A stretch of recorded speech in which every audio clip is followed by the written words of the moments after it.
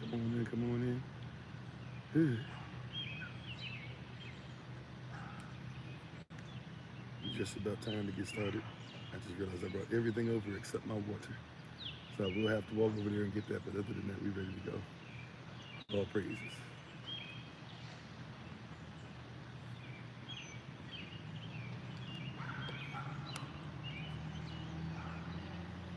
Prayerfully, everybody's doing well.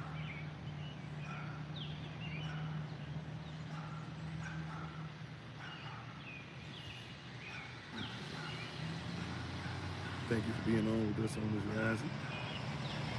Can everybody see and hear me all right before we get started? Trying to use this thing once again for signal. Who knows how much it's going to actually work. And I just realized because of where I am, probably going to be overheating. But we're going to try. Yes, all right. Thank you, BB, brother. Appreciate you. All right. Okay.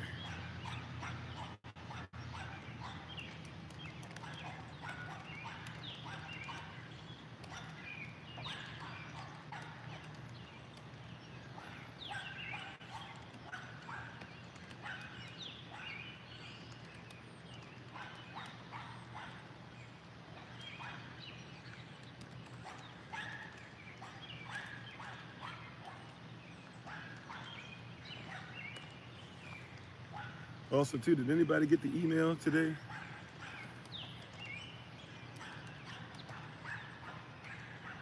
Did anybody get the email today for the live session?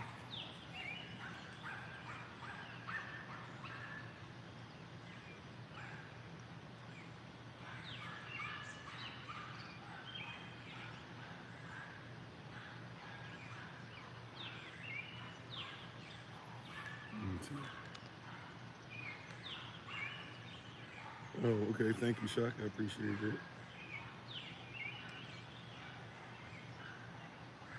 Let's see where we going. Where we going? Sorry, that's so many different things I'm trying to do in my head.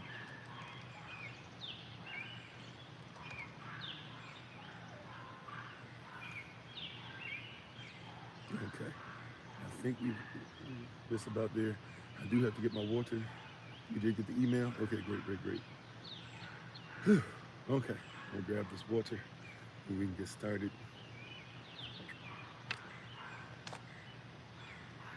Hopefully, be able to stop the sun from hitting all these devices. Let's see.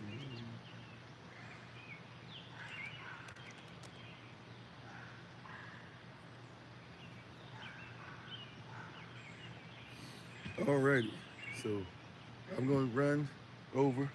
It's probably going to take me like well, maybe let's say 3 minutes. I'm going to just go grab some water to make sure I got something to drink. And then we're going to go ahead and get started. Aman, and thank y'all for the like, share. Thank you for getting that together. Thank you, Shock. So we're going to get started. I'm just going to run, get something to drink, and then we're going to get started. Alrighty.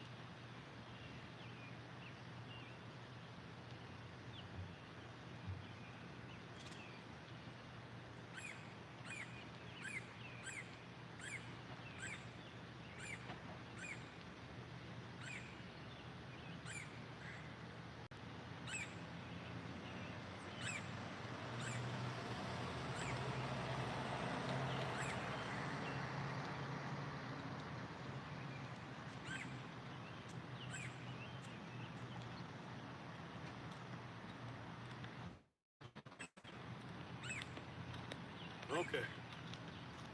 I got the water. The water.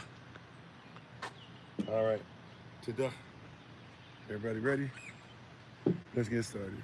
Uh-oh. Let's get started.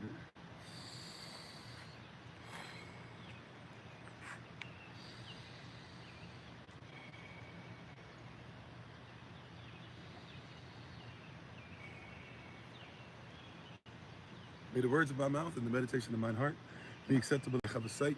He is our strength and our Redeemer, and it is His name, which is His authority, that we pray, praise, proclaim, project, and protect today's message. Aman. Hola, mi nombre es Kofi. ¿Cómo está? Bonjour, c'est Kofi. Ça va? Ni hao, namaste, osayana kitabuya, ohayon, hasiyu, minut, wagwan, kumsa, kamsamida, aloha, ciao, bonson, privet, guten tag, habarigani, akwaba, madase, etese, jambo, mibini kofi, the fry kokatana the wewe, boker tov, boker tab, grand rising, greetings, salutations, good morning, bakwetav. Peace, everybody. I am Pastor Kofi, Pastor Servant of Christ, where we are always changing lives one mind at a time, but being the voice of the voiceless and speaking the unspoken. We're thankful and grateful to have another opportunity to be able to share some time with thee in thine house. We're excited to be able to move in what the Most High Yah for us. Prayerfully, you guys are ready to continue to get deep and deeper into Shamat, or what we call today Exodus. This series that we've been doing for a little while. I'm not even sure anymore when we actually started this series, but we've been doing it for a little while, and we've gotten quite a bit out of it. Prayerfully, everybody's been remembering their affirmations and things of that nature as well, and we're excited and grateful for what the Most High has for us. After today, we have nothing else scheduled, I believe. Tomorrow, for Early Rise Bible Study session, I have to double check. It could be, is it Elder Tam? It might not be Elder Tam. I got to double check tomorrow who is up. But hopefully all is well, and we appreciate you. And we thank you guys so much for being on. Once again, we're honored and grateful and thankful to have you, your family, and thank you for those who we once again give honor and praise to the Most High. We give praise and honor to Him.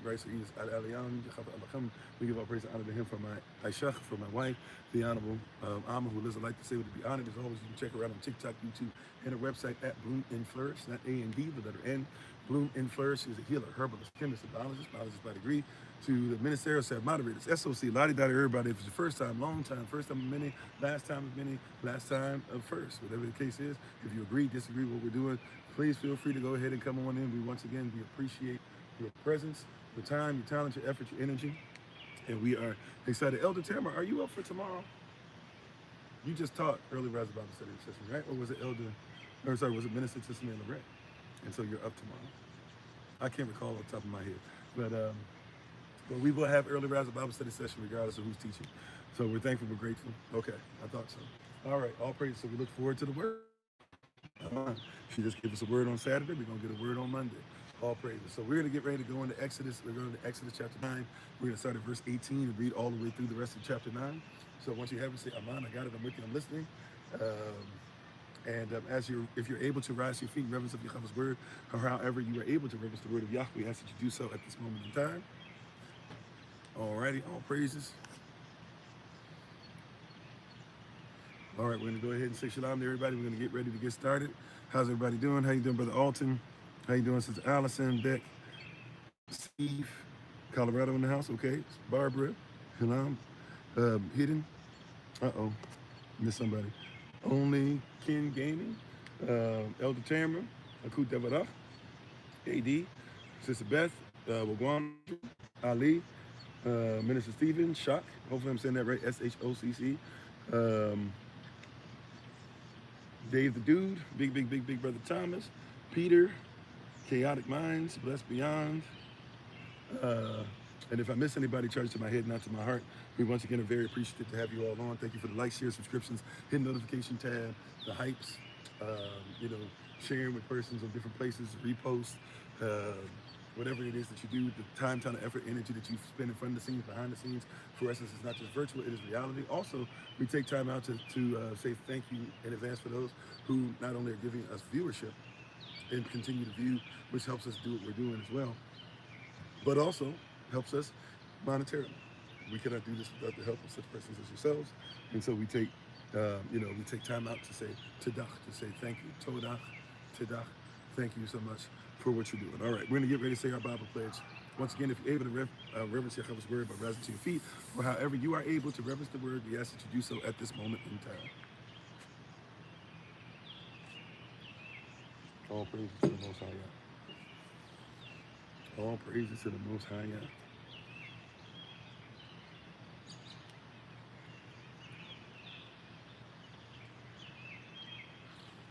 All right, you can grab your Bible or your device, or you just put your right hand in the air and just repeat after me. This is my Bible. This is my sword. And this will I trust. Yahshua is Lord.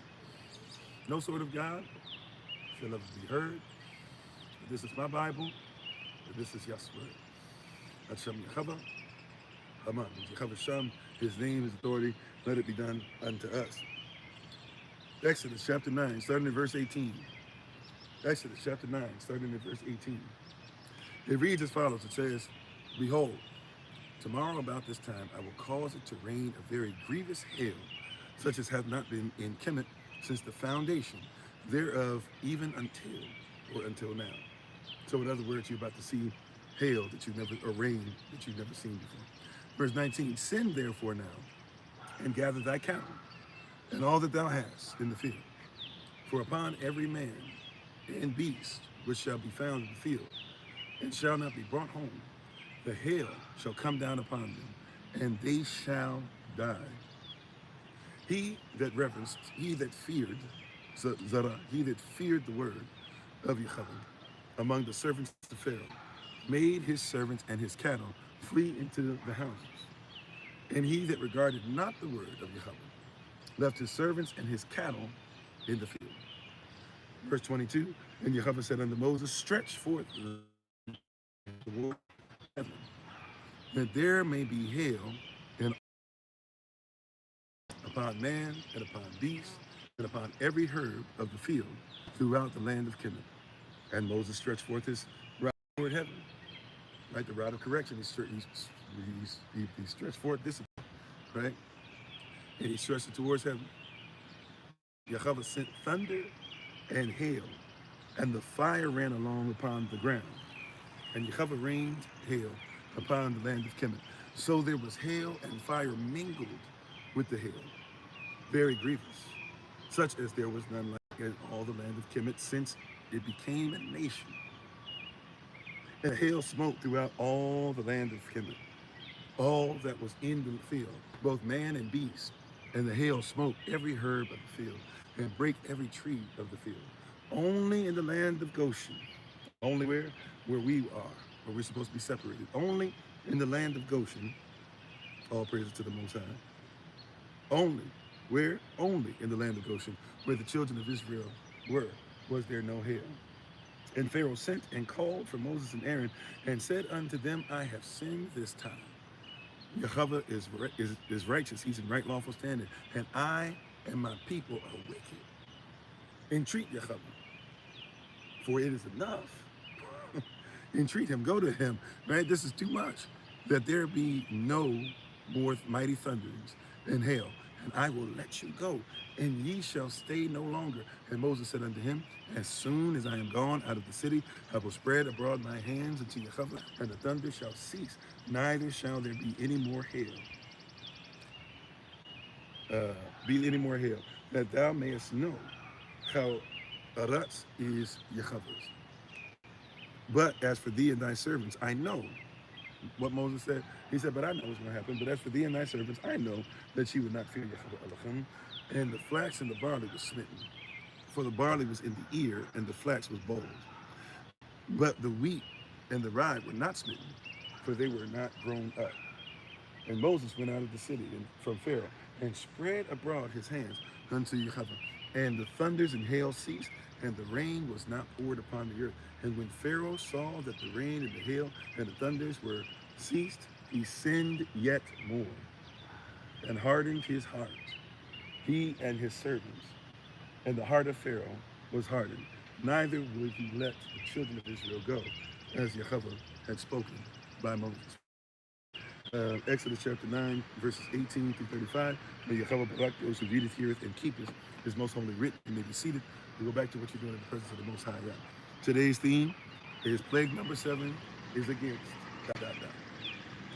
Right? Continuing the same thing we've been doing for a little while. Plague number 7 is against, dot, dot, dot, right? All these plagues are against the different natures. But to be fair, we've already talked about these natures. So now Yah is coming around, he's circling around again. We're going to look at some of these natures. Once again, I've done the Google research for you. You don't have to do anything. I go to my Google machine. Right? Matter of fact, I'll type it today right in front of you. Right? Who is the, I'm gonna put Egyptian God, although we did the Kemetic natures. Who is the Egyptian God of the sky? Right? Right? Then we're going to put in another search. Who is the Egyptian God of thunder? Right? And then we're going to put in one. Who is the Egyptian God of,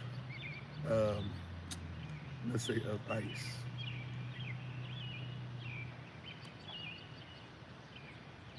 Okay. So these are just 3 quick searches that you could do. I'm going to show you exactly what came up on my screen, or I'm going to tell you rather what came up exactly on my screen. But these are just simple searches we can make to be able to comprehend what's going on. Once again, thank you everybody for being on all the different platforms. We appreciate you. Right? A lot of persons are not ready for this and don't recognize that every plague is against a neptune. Right? Now, I put in Egyptian gods, but technically Egypt is a word the persons use nowadays. Right? We would have actually probably used something more like Mazalaeng or Mizraim. And then we're talking about certain things. We're also talking about what's the one I'm looking for? Oh, we're not talking about gods, because gods are Germanic spirits, if you will. God means that you can worship whatever you want in German, right? But these are netures. Netures operate differently. So we need to know that this is system against system. This is the kingdom of heaven, the kingdom of Israel, right? Against the kingdom of Kemet, the kingdom of the world. That's what this is about. I think I said Shalom since Tabitha. If not, please forgive me. And how you doing? I don't know if I'm going to say this right. Eliach?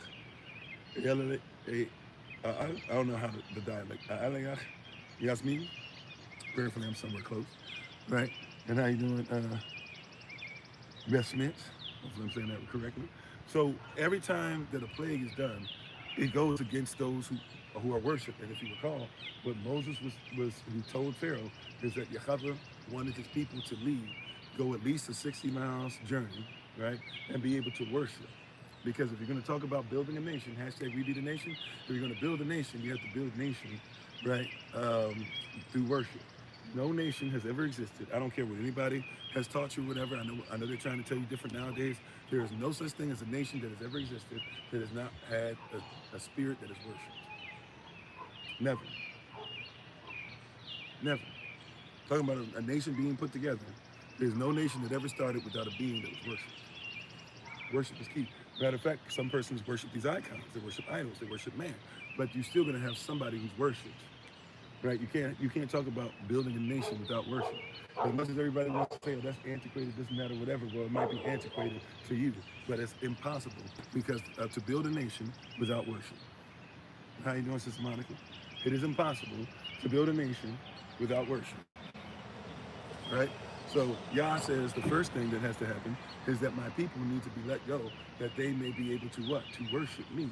They have not been able to worship me, and so they can't be the nation that they're supposed to, because whoever you worship is you. So how are you going to know what your kingdom standard is? How are you going to know what your Israelite standard is? How are you going to know what the standard of Abraham, or the standard of Isaac, or the standard of Jacob? How are you going to know your language if you don't know who you worship? It's the truth. There's never been a nation started without worship.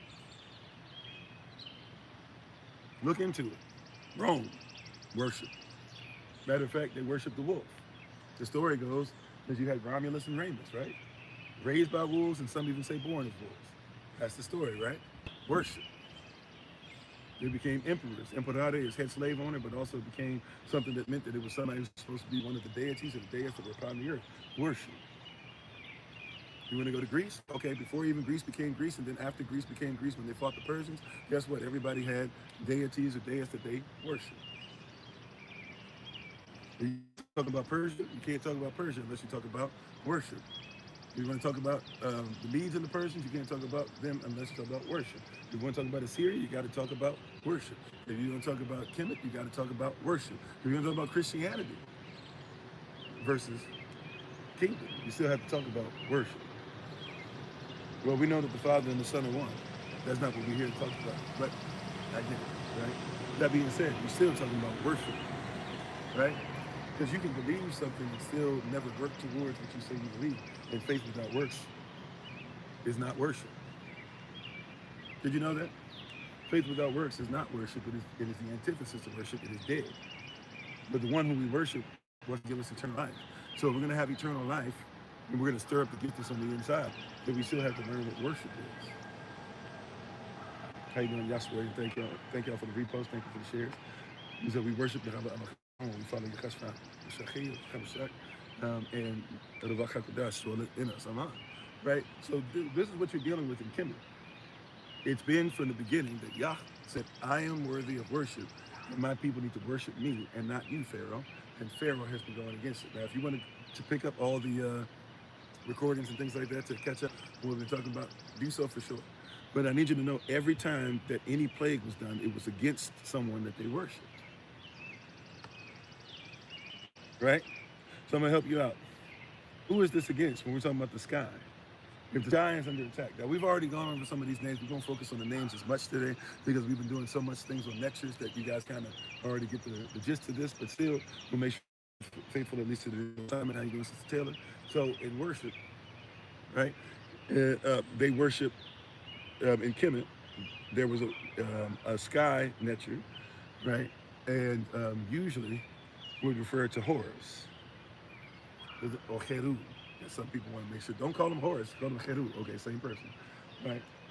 Or same spirit, same mythological being, whichever way you want to go. So Horus, the eye of Horus and all this stuff, Horus is supposed to represent the sky.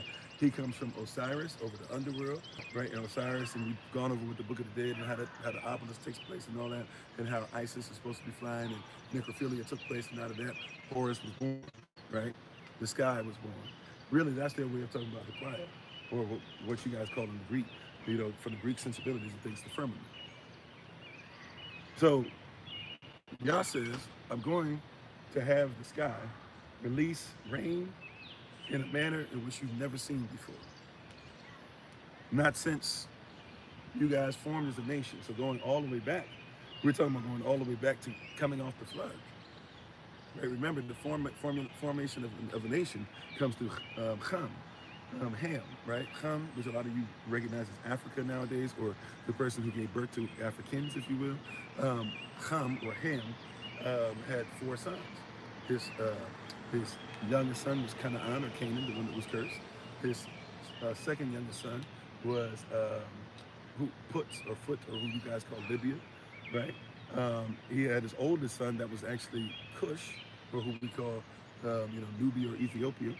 But the one that is here today in this is the son of Ham, called Kemet, right? Who you today call Egypt. And how you doing, Sister Donna? So Yah says, you got to catch this. They just see the original person named Kemet is 1 generation removed from being on the ark. Right? Hear this, beloved. The Kemet is 1 generation removed from his father Ham, right? And his mother. And he was born right after rain. And Yah says, you've never seen anything since your formulating of a nation. You've never seen anything. So he says, outside of the flood itself, I'm about to do something that you've never seen before. That's what he's actually saying. How you doing, Azara? Right? Or Azara, excuse me. Right? That's what he's literally saying. He's saying, from the time of the flood, when the Qaya was opened up, and when I opened up the ground, that waters, fishers might come out and all this stuff, he said, you've never seen anything like this. in your except from the time you were formed. So he says, outside of the flood, you're going to experience rain that's on a level that you've never seen before. That's how powerful he says it's about to be, right? And you need to recognize that Horus is the firmament for Kemet. That's how they explain firmament, right?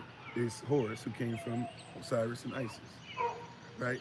So if you're going to be somebody who is of firmament is also referred to as heaven, right? So if you're going to be somebody who's of heaven, right? Yah says, what I do in heaven supersedes what Horus does. What I do supersedes Ra, because Ra is the sun. What I do is supersedes the son of Ra, because Pharaoh is supposed to be the son of Ra. What I do, it supersedes all these different persons. All these different persons that you worship, these different idols, etc.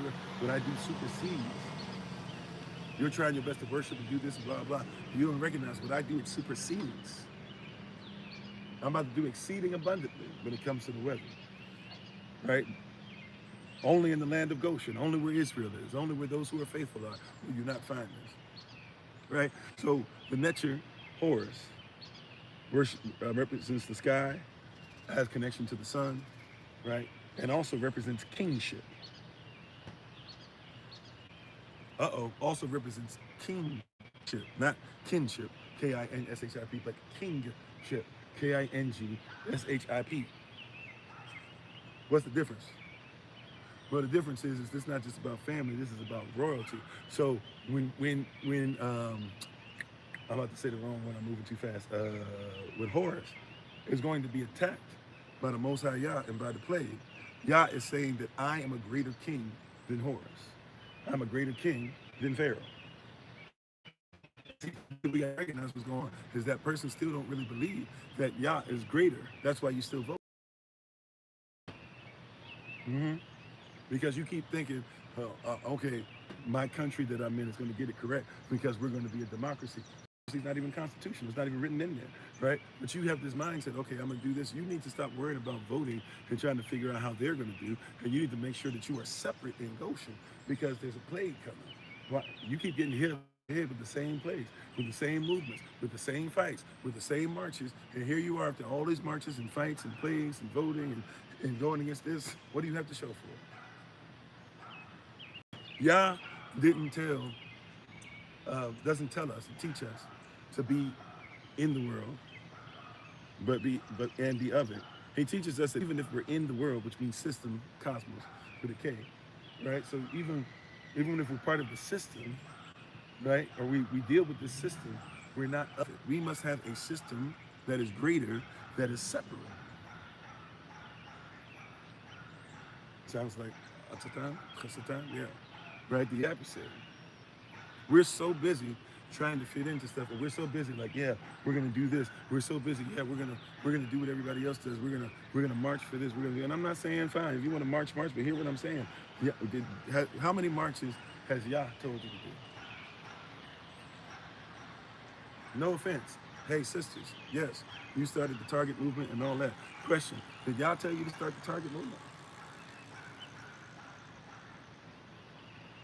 What is the target of the Target movement? Now, if Target capitulation gives you everything that you asked for, you're trying to get right back into the same system that you just had to go against. Persons who cannot stand you. Right? If persons cannot stand me, I do not need to be part of their system.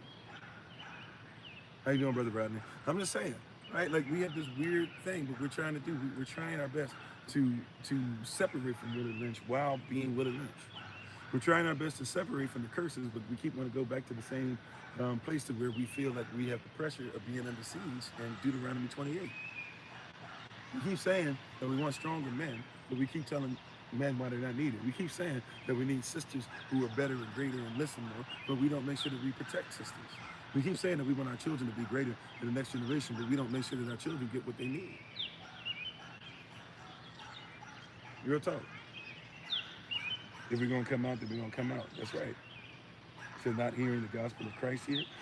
First of all, the word gospel means Godspell. But if you want to go to actually what that word means, if you look it up, even in your concordance, if you want to look it up in your concordance, you discover that in your concordance, it's not the term gospel or gospel, right? It's actually the term evangelu or evangelize. So I'm not supposed to use something that makes you comfortable, right? Because your whole thing is like, oh, it's not the God spell of the gospel. And the reality is you don't know that we should speak against sin. And we're not supposed to be part of the world. What part of the God spell tells you to be part of the world? You don't know what you speak of, or you don't care, or you're trying to change the word to be able to match what you want. But if we're going to truly evangelize, we have to separate from the world. And see, what a lot of them cats want is they want you to preach what their system says against you. They want you to preach that from pulpits. And how you doing, Genius? Thanks for being on, Genius. Highly intellectual, excuse me. Excuse me. But I'm not here. I'm not called. How you doing, Sister Judith? How you doing, Elder Anais? I'm not called. How you doing, Noel? How you doing, Sister Dawn? I'm not called to give you the word. A lot of cats are called. That's their calling. That's what they think they're invited to. And they might be called to do that, but they're not called by Yah because Yah, that's not his call. That's not his. If you look up the word call, kletos, it means invitation. And we're not invited to come and serve Yah by giving the people what he's against. Right? We might want to point out what he's against, but we're not supposed to give that to them to eat. We're supposed to make sure that they eat something separate.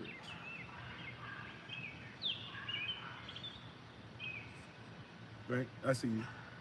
Yeah, everybody's so busy trying to say this. I don't hear this. Yeah, you won't hear this because Exodus means you have to exit. It's the people who are exiting.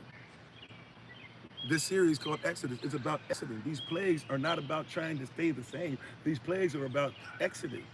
If you're one of the children of Israel, the only way that you experience the plagues is if you're in Kemet.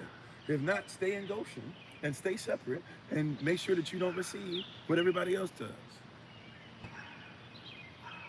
You see? Exodus messes persons up just like the real Bible does, for real. If we go through the Bible, its actual terminology, etymology, its origins, etc. But, persons miss this. We wrestle not against flesh and blood. I say this all the time. We wrestle not against flesh and blood, but against principalities. What is a principality? An archaeological, an archaic thing. An archaic, if it's archaic does not mean that it's old, right? An archaeologist is one who digs up bones or anything. They could. But an archaeologist is one who studies and is proficient at the study or proficient at the logic of finding the origin. That's what, right? So we wrestle not against flesh and blood, but we wrestle against the origins. And you guys are up here talking about we need to stay part of a system. Once again, I'm going to just make something plain. You can't be part of a country before you're part of the kingdom. We don't have dual citizenship here. You're either part of the kingdom or you are not. There's not, oh, I'm kingdom, but I'm just as much United States. Then you're not part of the kingdom. So you guys don't want to hear that. Right? Go into the wilderness for 40 years. Did they become part of any nation for 40 years? No. Stay separate. Learn how to worship. Get away from the generations who have been held by the slave mind. I'm not saying anything that's not in your Bible. How is it the person say that they believe in the word, and then I tell you what the word says, and then but see, they had to change it. That means that they don't believe it in the first place. They don't have faith in it in the first place. We talked about this yesterday. Now, faith is the substance of things hoped for. What does that mean? That means that faith is a substance. But you don't come up with a substance called faith unless you have your hope in the right thing. Right? If I'm hoping in the origin of his word, then I will begin to move in that hope. And when I walk, right, I'll walk in that hope. And when I walk in that hope, it becomes a substance called faith. When I take that substance called faith and I put it together and I do the right works, because faith without works doesn't get me anywhere. So when I do the right works, and guess what? Now it becomes something that is not seen or has not been seen before. It becomes manifested. That's right. If persons are more focused on being Christian than they are being biblical, they're acting like the Bible existed after Christianity. Christianity existed after the Bible. And before it was called the Bible, the way that you call it, which just means a set of books, it was a set of scrolls carried by a particular people that had a particular belief system. And even those who were grafted in had to work towards becoming part of the kingdom. That's why you call it being born again, because being born again is when you go from one country to another. If you're going to be if you're a Mexican citizen and you want to become a U.S. citizen, then you have to become a born again citizen, right? You have to be born again. You're no longer a Mexican citizen. You're a U.S. citizen.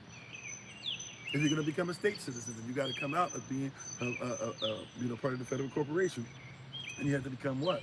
You have to become a state citizen. You have to become a sovereign. To be born again means I'm no longer part of that nation. And there's a gestational period. If the Mexican says, I want to become part of the United States of America, then the United States of America says, okay, cool, here's how long the gestational period is. Here's what you have to learn. Here's what you have to learn language. You have to learn who the presidents were. You have to be able to tell us what dates were done with this. You have to learn history. You have to be able to do this and that. You have to say that you are a U.S. citizen and not keep talking about being a Mexican.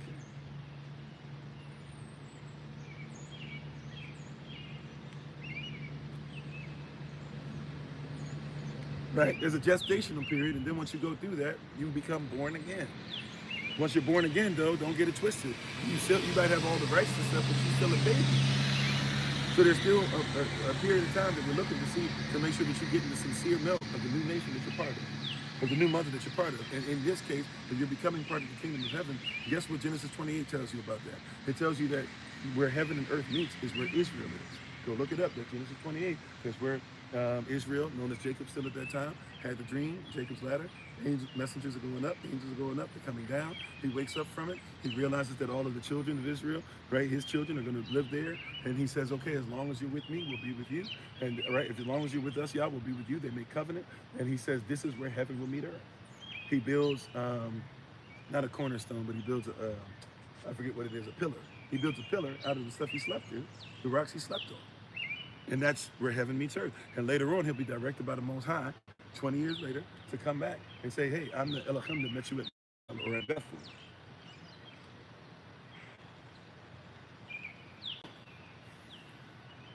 Let my people go to worship. How you doing, Sister Greta? Let my people go to worship. How you? Everything starts with worship. Every nation starts with worship. I don't care what you're trying to call yourself. Your nation started out of worship. It did. How you doing, Sister Belinda? It did. You can keep trying to move it to whatever you like to. It started with worship. How you doing, Sister April? It started with worship. You don't get Stonehenge unless worship. How you doing, AD? You don't get Anglo or English or England without worship. Gaelic worship, Germanic worship. You don't get the Franc or the French, le Français, without worship. You don't get Rome without worship. You don't get the United States of America without worship, yes. Because even Washington, D.C. is the story of Isis and Osiris retold so that the children of Horus, who are your Congress members, would be able to go ahead and be the firmament, be the sky that you're under. What I'm talking about right now. How you doing, Sister Deborah? Right, and welcome. Is it Yosaya? I'm not sure. Sure you pronounce it right, but I need you to recognize that we're dealing with worship. So once again, these plagues are against. So not only is it against the seventh plague, which is going to be the hail that comes down, and it is against the Netcher of the sky, who is Horus, but also this is going to be against Nut, the Netcher of the heavens, stars, and cosmos. So you can't.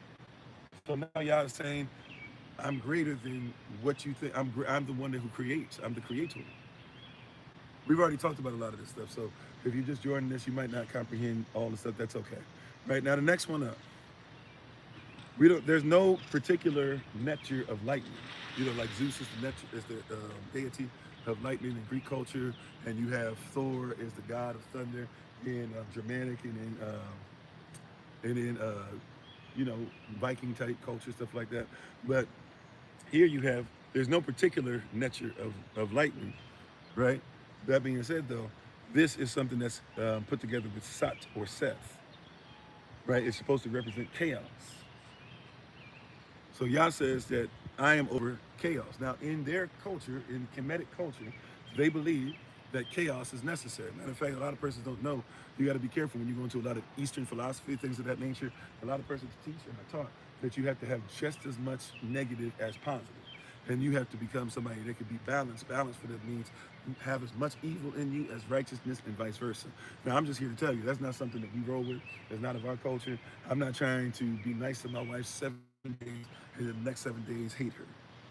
But that's what, is a belief system in many different Eastern cultures. You have to find, when they talk about finding balance, it's talking about, making excuses to be able to do the evil and stuff like that. That's why you'll see a lot of stuff that happens in a lot of Eastern cultures. If you look up even the Dalai Lama and some of their history, even in what their sect of Buddhism was doing to children and women and all types of stuff before that nation was taken over by China, you'll discover that they were really, really terrible towards them. But there's a belief system that says that they get to do that because that's what persons would call today, like in Chinese culture, you call it yin and yang, or yin and yang, excuse me, right? But you got to recognize in this culture, Yah is not the author of chaos. He's not the author of confusion. So Yah says, I'm telling you right now, I'm going to show you that no matter what you're trying to say as far as how confusion is necessary, I come against Sat, I come against Seth. Now we already know, we've already gone over Seth, and this I'm not going to go really, really deep, but he's making the point to say, I come against Seth. This plague is saying, I come against chaos. No, I'm not a Christian, right? I do follow Pentecost, though. We did just celebrate the day of Pentecost as we're supposed to in Scripture. How you doing, HB Photography? Right, that's being part of the community. That being said, I'm not here. Once again, it's not about chaos, right? Yah's making the point to say your nature of chaos is not on my level. So when there's thunders that are going to happen, that is equated to Seth, right? That also means that he has power because Seth is over the sandstorms. He's over the weather. And we're not going to go into today. We're going into it tomorrow. However, if you do some quick research, you just keep reading in your word, what you'll discover is right after this is going to be that eastern wind. And what's going to be brought over on that wind from the east? The locust. That's plague number 8. Right? And all the stuff that's not finished being beat up after this storm, right? All the stuff that just finally was able to start coming back in order after the blood and the water and all that stuff was messed up on the first plague. Now, whatever's left over after this, y'all's gonna deal with that. So he's coming against Seth. He's coming against this person who's supposed to have all this power, right? You have to recognize that. Even for those of you study Phoenician culture, you'll discover that that really the Phoenicians, there was not only called Seth Baal or Baal. At one point, Baal, it still does technically. So if you worship Baal, then in their language you're saying Baal is Lord. Baal means Lord. So Yah is your Lord if you're saying in their language Yah Baal, right? Or Yah. But that being said, they started to worship all these different Baals, including they started taking in, Seth, and they started taking in others, and they started saying we're going to make this, our particular thing. And they started even having, so you have to be careful. Even with Baal, Baal is that word Baal. You have to be careful how it's used, when it's used, to be able to comprehend it fully. That being said, though, they started saying that their Lord was Seth. How you doing, Sister Regina? And so those in the Phoenicians, who were somewhat mixed with Israelites, especially by the time you talk about getting to what's his name, Hannibal, right? They're actually mixed with Israelite culture. They actually use a lot of Israelite characters. That being said, though, that's why you call it the Phoenician alphabet, and now today you call it Phoenician alphabet, right? 2 different cultures. I'm sorry, double OG, triple OG. I didn't see the original comment. What'd you say? You said, oh, that's us, so maybe it's me, right? But, and welcome, though. You see what I'm saying? But a lot of persons, they're mixing and matching. There's a whole bunch of different things about this. So the lightning thought process comes from Seth. And if anybody stole, right, who Seth was, you actually have to start looking at Thor. But we don't have in our culture that Sat or Seth is actually, somebody who goes back to Adam and all that. Once again, you have to know the difference between cultures. Yah is specifically saying that what you're telling me about chaos, about Seth, about sandstorms, about thunder, that I am over that. Nobody is as great as me. Is buffering? All right, I don't know what to do.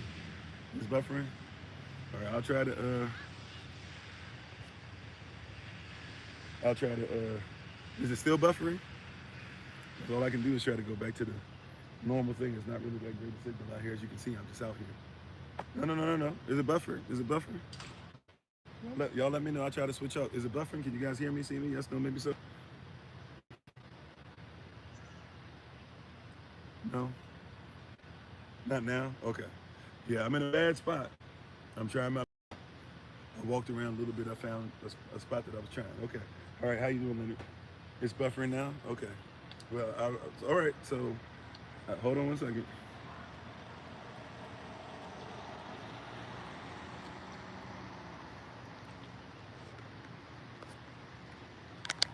That's what I'm gonna be able to do. This is so. Is it better or worse now? This is about the best I'm gonna be able to do. It's either gonna be this or it's gonna be the other one. So I don't know. Can you guys hear me now? It's all right. Okay. Seems wild. I'm sitting up here paying over 2 times as much as I was paying for the other one, and it's worse. All right. Okay. All right. My apologies. So we're kind of. I think we got one more to go through as far as who is the netter over ice. So while there's no netter that is specific to ice, ICE, not ice, the ice is walking around, now, but actual ice. It's non-existent because ice really is non-existent. You really don't have ice, right? Like they can create ice. They know how to freeze water, but they don't have climate for ice, not in Kemet, right? So in Kemet, they don't have a climate for ice. So since they do not have a climate for ice, right, the fact that Yah says there's going to be ice and ice attached to fire is wild, right? If you're in Kemet, if you're in Egypt, if you're in, unless there might be places that are really high, right? And I'm not sure, but on the norm is that you're not going to really see ice in Kemet, right? You're not really going to just walk around and come upon and be like, oh, it's winter times. Every once in a while, maybe you've seen something like that, but it's not a normalcy. How you doing, Chocolate Monk? How you doing, Sister Valerie? Thank y'all for the love, right? So when Yah says, I'm going to bring ice, they knew what ice was. But for Yah to say, how you doing, King B252? Yah said, I knew that they knew what ice was, but Yah said, I'm going to bring ice with the thunder and the lightning, and there's going to be fire attached to the ice. That's wild. He's showing off now. He's showing his true power. And he's showing he has power over those things, right? So the nectar of cooling, of air and cooling winds, is Shu. S-H-U. Shu. Could be Shut, but I think it's Shu. S-H-U. Shu. So when this is going, Shu is being attacked. And we already talked about Tefnut in the series before. Tefnut is the netter of moisture. So Tefnut was one of the netters that was fought against when Yah said that all the water would be turned to blood. Right? Okay. So we're going through all those things. Now, we're going to take some time out and stay in the scripture. And now we're going to take some time out and stay in the scripture.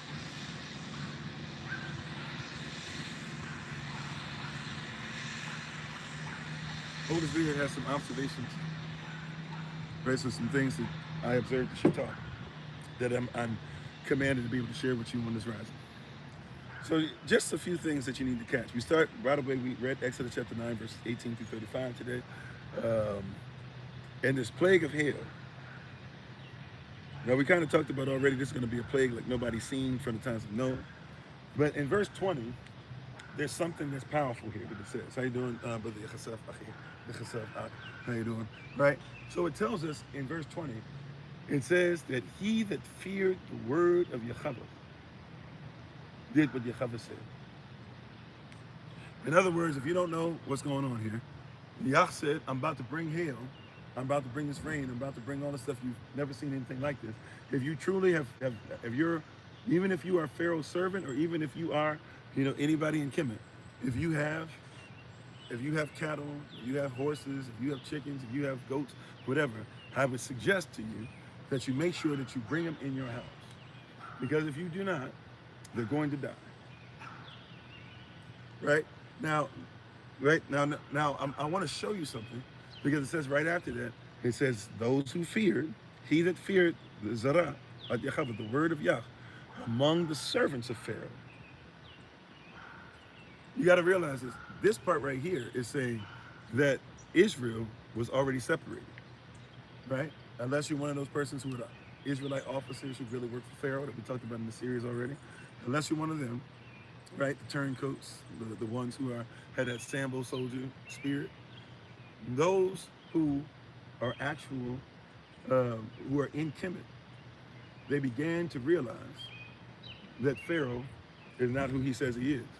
And although Pharaoh probably would try to get to anybody who doesn't rock with him over Yah, a lot of them said, I'd rather risk death, making sure that what my family needs is protected, and making sure my family and my servants do not die, than being out there and worrying about, or being out there and knowing that Yah is going to ultimately defeat Pharaoh.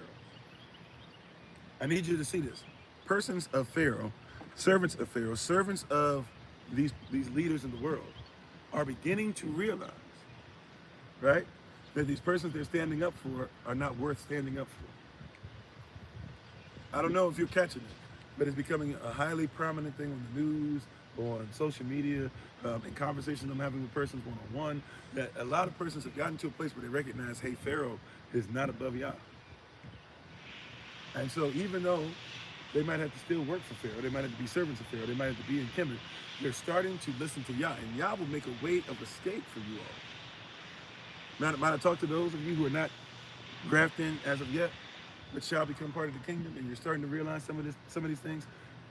Yah is giving you wisdom. He's giving you understanding. He's showing you things happen. See, these things where he's allowing Pharaoh's heart to harden. Remember, he said the reason why he even allowed Pharaoh to be lifted up was that so the whole world would know that he's greater than any ruler. And how you doing, Nick? So you see, so he wants everybody to know there is nobody who is worthy of worship except me. There's not one. No, not one. No, not one, right? There's not one person who's worthy of worship, including your pastor. There's not one. And he's bringing plagues now to show, are you going to be obedient or are you going to keep going down? It's always amazing how these pastors be doing crazy stuff and they still have all these persons that show up because that pastor is, charismatic, or because that pastor said something that they're emotionally attached to, or even if the pastor did some things that were righteous, but you can't stick around sin. But no matter how much the pastor sins, persons will keep sticking around the pastor. Nobody greater. Come on, right? They'll keep sticking around sin. They will keep making excuses for sin. They will keep telling everybody why it's righteous to sin. They will keep telling everybody, let's continue to build up a nation that was birthed on the desecration of Yah's people. And he says we're supposed to be separate from them, but everybody wants to make sure that they cast their lots. Everybody wants to be able to cast their lots. Everybody wants to be able to have what the world has. Everybody said, I'm telling you the truth. You better separate. Goshen. See, you got to comprehend. Where Goshen is, where the Israelites were, none of the plagues are hidden. Only those that are in Kemet. But even if you happen to be over there and you don't recognize yet that you need to separate, Yah is giving you an opportunity. He said, Moses, I need you to let the people know, not just my people, they should be in Goshen. They shouldn't have anything to do with this, right? They should. That being said, there are still some people who know that I am Yah. Let them know that if they really believe in me, if they really know that Pharaoh, even though they were raised under Pharaoh, but now they realize Pharaoh ain't what he says he is. Even if they were raised under false deities, deists, and spirits and gods, etc., they're realizing I'm greater than that. Let them know that they have an opportunity to not deal with the plagues. It says those who feared the word, those who reverenced, those who respected Yahweh's word, it says that they took time out to make sure that their families, that their servants, and that their cattle were all protected by, by roofing. They made sure they brought them in the house. Hey, how you doing, Brother Kenyatta? That's what it says they did. He brought them, they all made sure if they respected God's word, then even though they're still over on the wrong side, they started realizing I need to start acting as if I'm on the wrong side. Now this is when it gets kind of messed up and persons are, the person who was on earlier, you definitely not gonna like where I'm headed now. Because this shows us, even biblically, even spiritually, this shows us that now we cannot make excuses and say that, hey, I just didn't know any better, this and that, whatever. At some point, if you're over in Kemet, if you're over in Egypt, if you're over in bondage, the plague is going to be given to you if you believe that the Most High is who He says He is. To make sure that you protect yourself against His retribution. Right?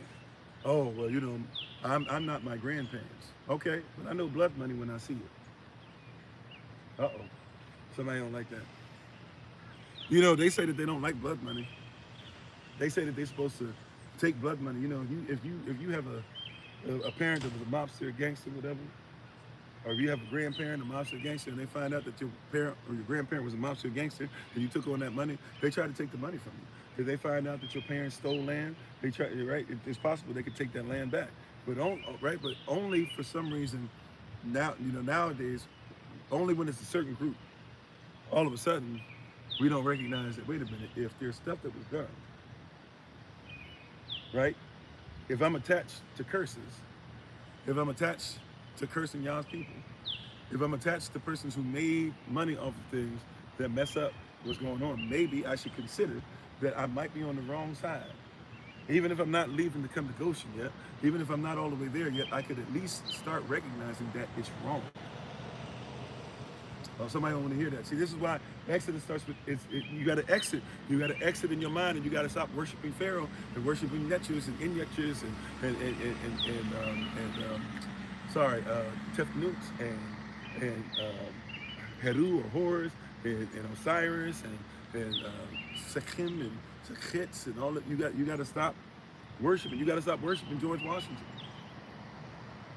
If you're somebody that benefits from something George Washington did George Washington do right? Somebody don't want to hear this today. Did George Washington do right? Was George Washington right when he ripped the teeth out of the slave's mouth? Was George Washington right when he was cheating on his wife? Was George Washington right when he was bending over his slave women and more than likely slave men? Was George Washington right? Forget righteous. Was he even right? And if he is, according to whose standard? How you doing, Jay Diamonds? Thanks for being part of the community. See, we don't want to have genuine conversation about this because Exodus means you're going to have to exit. You can't keep pretending that and if you're benefiting from something that was that wrong, then you got to realize at some point I've got to stand. I got to stand on business as far as, hey, I'm going to admit that this is wrong. Even if you're not leaving it yet, at least be honest about the dialogue. Yeah, I'm benefiting from things that are wrong. And Yah is telling me to get ready to separate. But even if I'm not separate yet, he's telling me at least show him that I'm willing to admit that Yah comes over George Washington. If you benefit from what Thomas Jefferson did, was Thomas Jefferson correct in what he did to Sally? Was Thomas Jefferson correct when he was making sure that he was going bankrupt? Was Thomas Jefferson correct when he made sure that he was sitting there saying that black women were ugly, stinky, slow, hairy? They were they didn't feel as much pain, so that he had an excuse to do what he did to them? And if you benefit from those things that he said, then guess what you have to say? You have to go, he was wrong. And if Yah says, I'm about to send a plague, I'm about to send something so that you might be able to see what's going on, then the least you could do is say, yeah, you know what? I believe that you would send something. Because even Thomas Jefferson said on his deathbed, well, it might not have been his deathbed, but pretty close to, but when he said, I shudder, the thing, he said, and I'm not quoting it exactly, but he basically said, when I think about the fact that God is just, that's what he said. When I think about the fact that God is just, right, then that means that I'm afraid of what will happen to my people. If Thomas Jefferson himself is telling you, I'm afraid of what's coming, then why are you trying your best to still say that I'm with it? If Abraham Lincoln said that he didn't like black folk, why are you so busy saying that we had to be freed by him and going by some modern version of Juneteenth? When the reality is that the black folk were fighting the Seminole Wars, the Gullah Geechee Wars, were fighting for hundreds of years and did everything they could to become free, and fought with persons who were not necessarily black, but still fought with us. Those persons were willing to admit something's not correct. How you doing, Sister Shirley? We have to at least have dialogue that says, yo, there's things that are not correct. There are things that are not righteous. There are things that are going on that it's not possible that we could even consider it to be righteous. A bunch of persons are getting ready to go to church service today, and they're gonna do this when they get ready to go and try to get to the bathroom. You know why they do this? They do this because the slave was supposed to make sure that the slave master knew where they were going, and they don't recognize they're still doing the same thing. They have the same slave mind. A lot of places where you go to service today, they're gonna have white gloves. You know why they're gonna have white gloves? Because black hands weren't supposed to touch white gloves, and they had you put one hand behind your back and one hand underneath to make sure that you couldn't steal, and then they would have you bring everything up, and the deacon would go in the back and count the money because black folk couldn't be trusted. This is going on, and persons call this worship.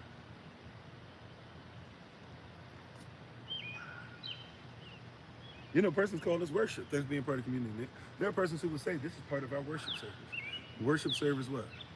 Racism? If you have overseers, overseers were the ones that were supposed to be there during the service to ensure that your Nat Turners and others would never know anything outside the slave Bible, and they were only allowed, even by law in many places, they were only allowed, especially in slave churches, they were only allowed to preach to how to make sure that slaves, you obey your masters. And took it totally out of context too. It was rewritten. If you're benefiting from something like, watch this, if you're part of a church that doesn't teach that, and you're part of a church that does teach that, is there any benefit to the church that is not told that they have to be slaves? In another church they're told they have to be slaves? So we don't want to have genuine conversation, right? And there's retribution on its way. How you doing, Brother Richard? You see what I'm saying? There's retribution. Like, we're not going to pretend that like persons were not benefited by first of all making the slave Bible, and then telling us that the only thing out of the slave Bible you can teach is how to be slaves.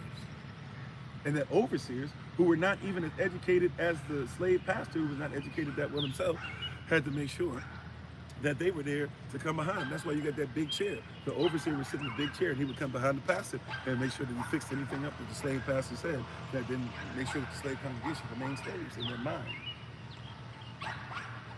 And if we simply just tell the truth about it, we have more persons who are ready to come against the truth than actually just say, like, we shouldn't come against the truth, we should tell the truth. For Elohim is Vak, and they that worship, remember, it starts with worship. They that worship him must do so what? In Ravak at Amat, in spirit and in truth. What's the truth, beloved? Oh, you don't want to hear that. What's the truth?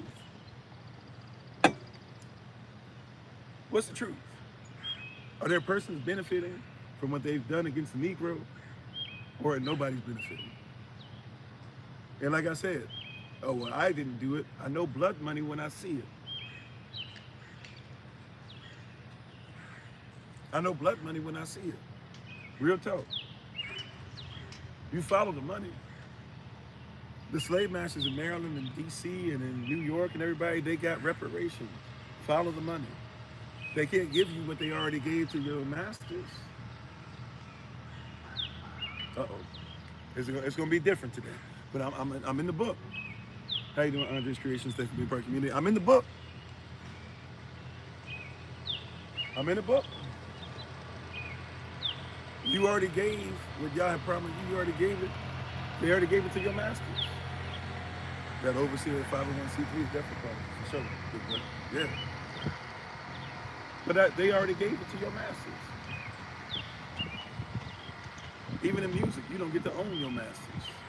It's interesting that they call it your masters, because masters, you know why they call it your masters?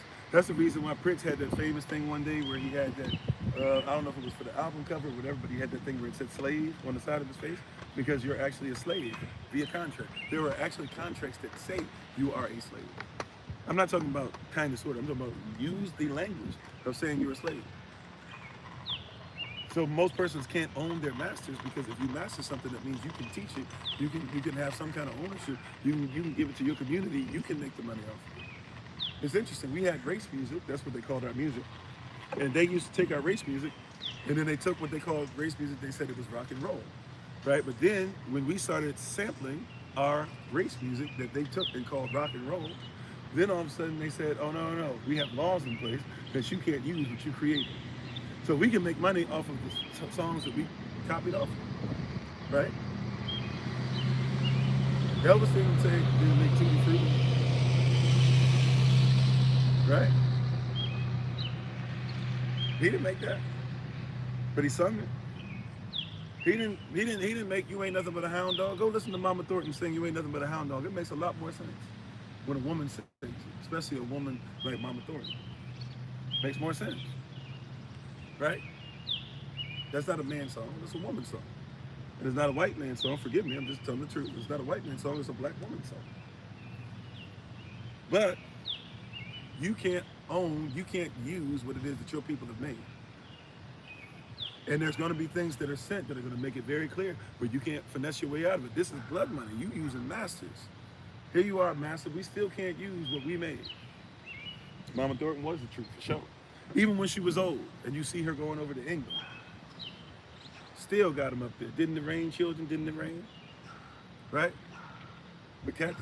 Now she had some problem behind the scenes and stuff, or whatever. I'm just talking about her singing voice. Right?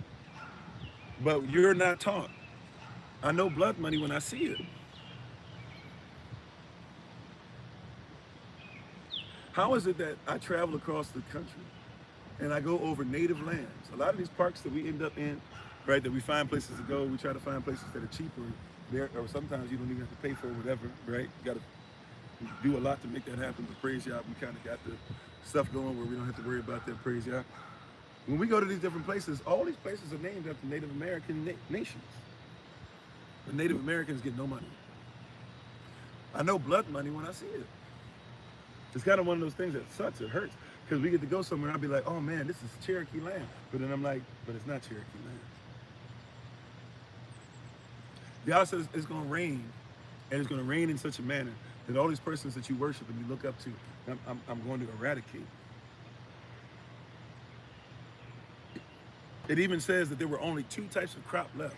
The locusts are going to be coming eradicated in the next plague tomorrow. But there were only 2 types of crop left after this rain. Only because, if you remember the water, all water turned to blood, so all plant life and everything was messed up. So only a few, so it says that a couple of those crops hadn't come back in yet.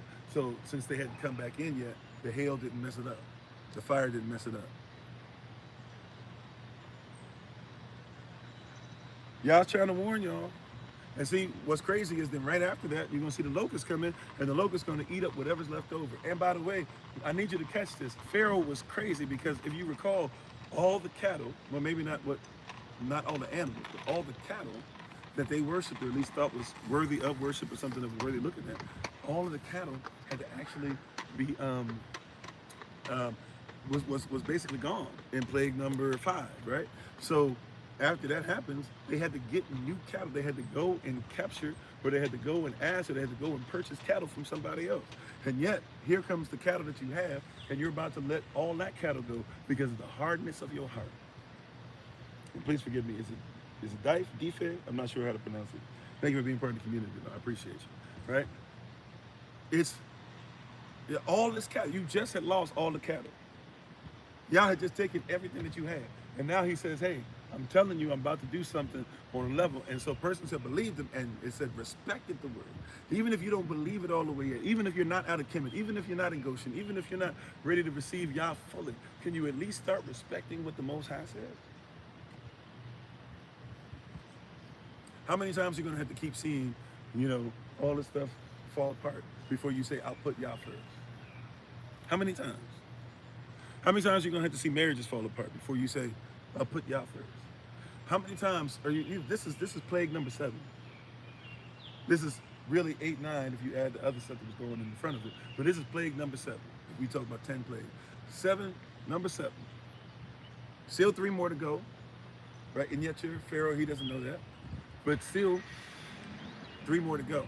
But come on, how much more? Now watch this. I need somebody to catch something too. I need somebody to catch this. Because this right here really messes with my mind. It always messes with my mind when I see this. Right? Let's go down to verse. Okay, let's go down to verse 26. How you doing, Roots Man? Juan, how you doing? Welcome. How you doing, DK? Exodus chapter 9. We're going to go to verse 26. We're going to start there. Watch this. It says, only in the land of Goshen, where the children of Israel were, was there no hail. So only, once again, only where we are, right? We're ambassadors. Where your foot treads, it belongs to Yah. So therefore it belongs to you, because wherever you stand, you're an ambassador. And an ambassador, right, never belongs to the nation they stand in. That's why they're in the system, but not of it. An ambassador never belongs to where they stand. And if there's an ambassador, there was, I don't know how long ago this was. There was a guy from France that came over, did some crazy stuff to a girl, right? And basically, they didn't arrest him. He went back to his country. You know why? Because as bad as this is, it's known that you don't mess with ambassadors. If you mess with an ambassador, you go to war, right? These persons keep messing with ambassadors, forgetting that, hey, if you're going to come against the children of Abraham, right, if you try to curse us, you're going to be cursed. We do not belong to this system. We do not belong to this world, right? We're supposed to be separate from the world. How is it that you keep saying that you are something separate, but you keep trying to do everything the way the world does it? All right, so Exodus 9:26, only in the land of Goshen, where the children of Israel were, was there no hail. Verse 27, watch this. And Pharaoh sent and called for Moses and Aaron. So he sent somebody into the land of Goshen.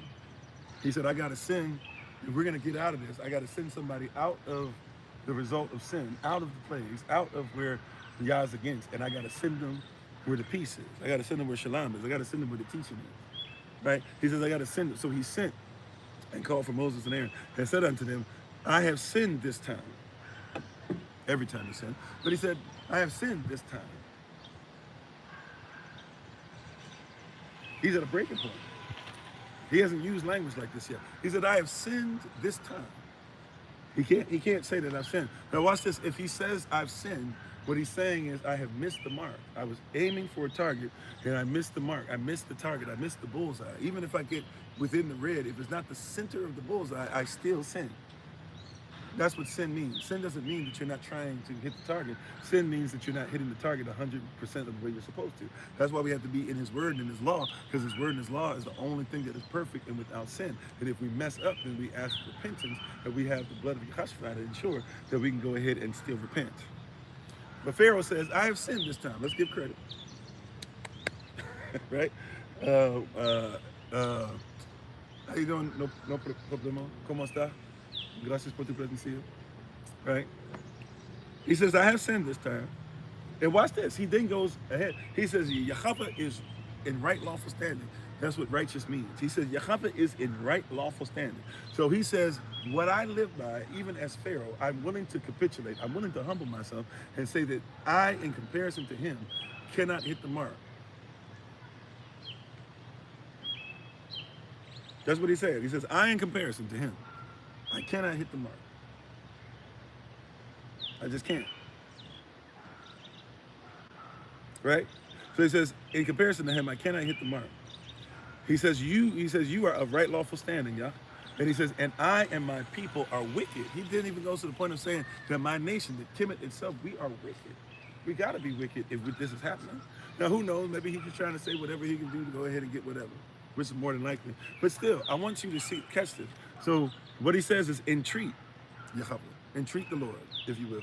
Entreat Yahweh. Go to him on behalf of us, right? And do what? And say, entreat him, for it is enough. He said, there's too much going on.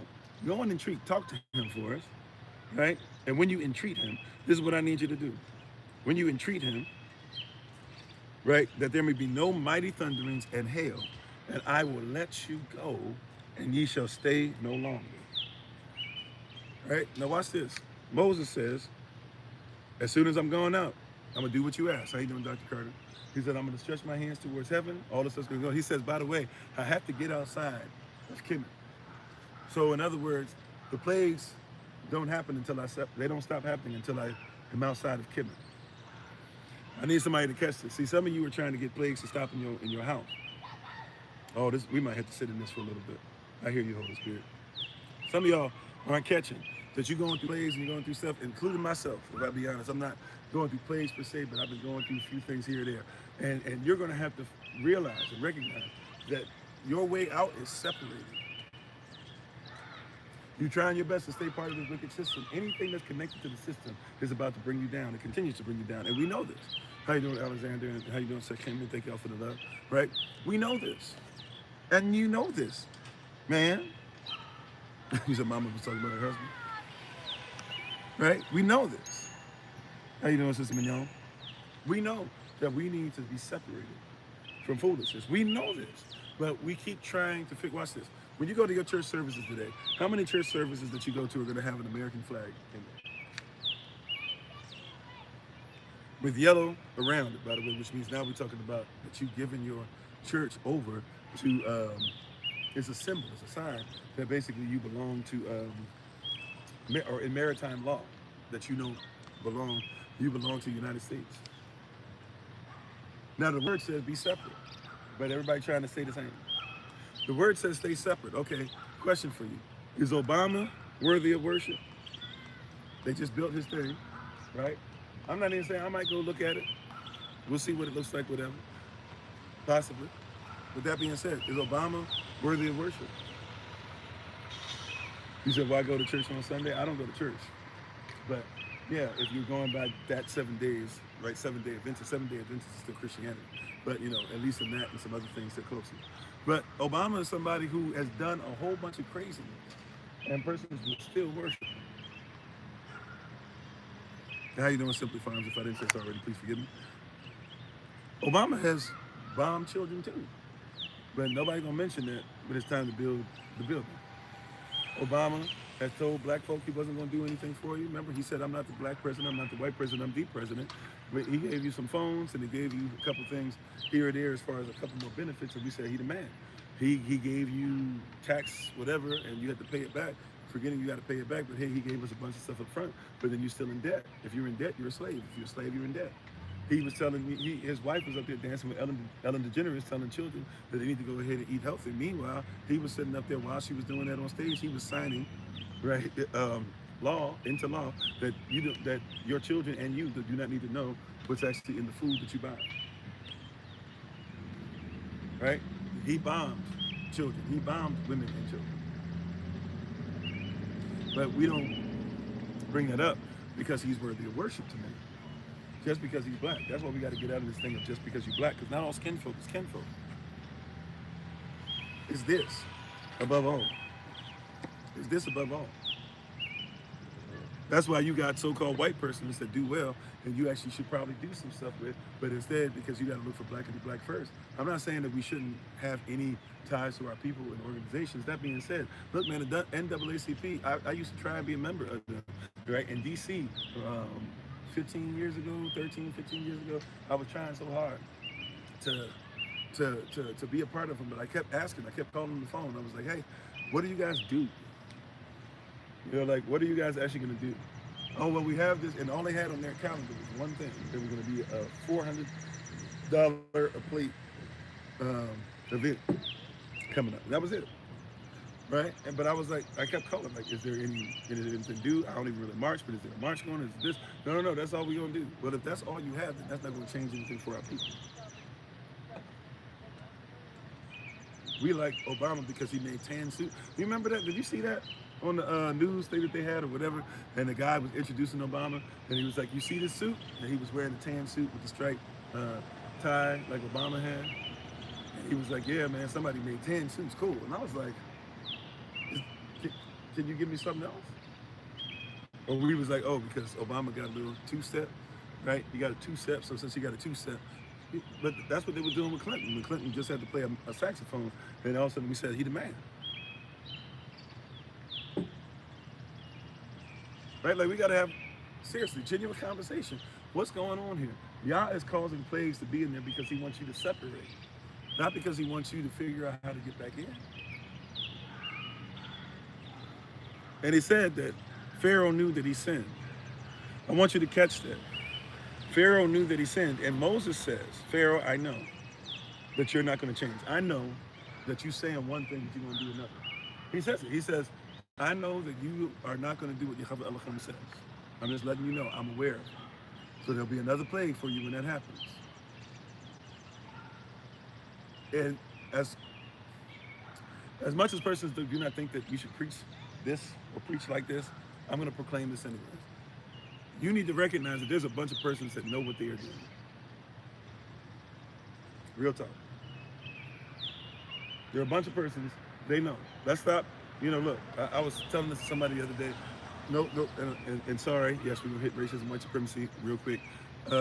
You'll have all these persons that'll say, "Oh, you know, well, that's a mental illness, da da da." And I was like, "Yeah, there are some persons who are mentally ill who go into racism, white supremacy." I was like, "But there's some persons they know what they're doing. We got to stop giving them like leeway to keep doing foolishness. Like some of y'all know. Like, we're not gonna pretend that none of y'all know anymore. We know that a lot of y'all know. A lot of y'all stand against this stuff on purpose. We gonna stop. We gonna stop the nonsense. Real talk. Like we gonna stop pretending that y'all don't know. Some of y'all are well aware that what y'all doing is wrong. Some of y'all know. Like this whole thing. It's like for real. For how you doing, Mr. Tina Turner? It's like if somebody talk about they got caught cheating or it was an accident. What you slipped and fell, landed on this whatever. No, that ain't no accident. That's not mental illness. That's a choice. That's a choice. It's willful sin. Come on, you got free will. It's a choice to say that I know that I'm in a system that is against the Most High, but because I do not want to give up the position I have, I will not do anything to support the Most High or His people or even become His people. Because if you're not going to distance yourself from the world, then you are not His people. You're not His child. How you doing, DK? I don't care what your D or your L2, L3, L4 is. I don't care what your E1, B1A is. I don't care. I don't care if you're African American or not. I don't care if you're ADOS or not. I don't care if you're Negro or not. I don't care. Look, if you will not separate from the system, then you're still part of it. Matter of fact, it's worse because the Bible, Paul tells us this in Romans chapter 8, verses 1 through 4. He said that we have an advantage to being circumcised, lawful. He says we have an advantage of being Jew. He says because this means that we had the commandments and all that stuff before everybody else. And he said, and even if there were some of us that didn't obey it, that doesn't mean that we just get rid of it. And he said, and if you think like that, he says, Elohim forbid. That's a forbidden thought process. If you're still of a thought process, how you doing, Isabella? Right? If that's your thought process, then we got to leave you alone. This is what his word says. I'm telling you, you're going to go to all these church services today, and these pastors are not going to mention that you are supposed to be separate of the world. And they'll only say it as far as, yeah, be in the world, but not of it. But it's like, okay, well, the word world in the Greek is talking about a system. What system are you part of in the world, and what are you doing to separate yourself? You cannot. You can be in the system, but not of it, right? So if you do things of the world, then you can't talk about you do things for Christ. You cannot. Once again, if George Washington did what he did to our people, and you won't mention it because you're like, I don't want to cause any kind of fighting or whatever, but you benefit from it, what is that to y'all? Is that righteous? Pharaoh was told, let my people go once again to worship. And that's key. That's a big, huge part of what we're talking about today is worship. All this stuff is about work. The reason why we're told to exit this, is to worship. Right? We love to talk about, to worship you, I live. To worship you, I live. To worship you. Right? Oh. Meanwhile, if we look at your day throughout the week, it doesn't say that you worship.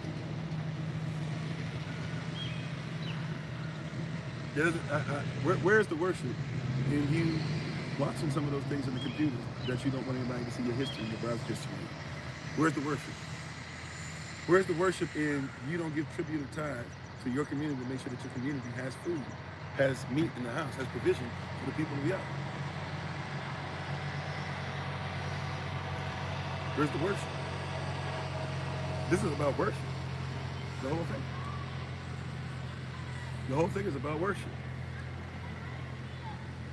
You hear me, beloved? The whole thing, everything that we're talking about today is worship. He said to Moses, first thing was, hey, make sure Pharaoh understands this is about letting my people go to worship. They must be free to worship. They must be free to worship. Hear me, beloved. You must be free to worship. You can't be part of the same system. You must be free to worship. You can't be sitting there and talking about, man, I can't get off work for 10 months. You got to be free to work. Oh, I know somebody don't like that. Look, I was there. Been there, done that at 2.5 gigs, trying to make it or whatever. Right. Hey, you got to be free to worship.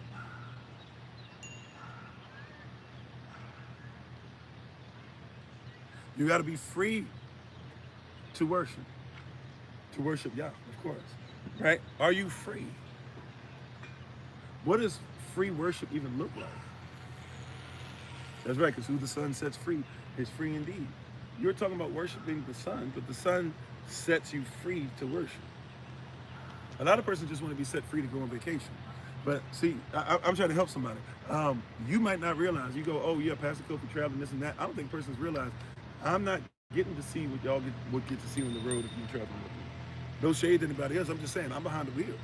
I'm trying to make sure we get to and from. I'm trying to make sure I don't fall asleep. I'm trying to make sure I get enough food. I'm trying to make sure I don't have so much soda and coffee that I'm going to be bloated and unhealthy and get a heart attack and all this stuff. I'm trying to do all this stuff. But guess what? That is my worship. Everything I do is worship. It's about worship. You got to be free to worship. It's about worship. Are you free? Who the Son sets free is free indeed. You know what? Holy Spirit, have your way. Let's just sit in there. Are you free to worship?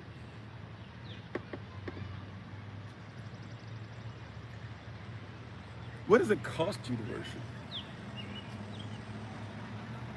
Some of y'all got to pay to worship.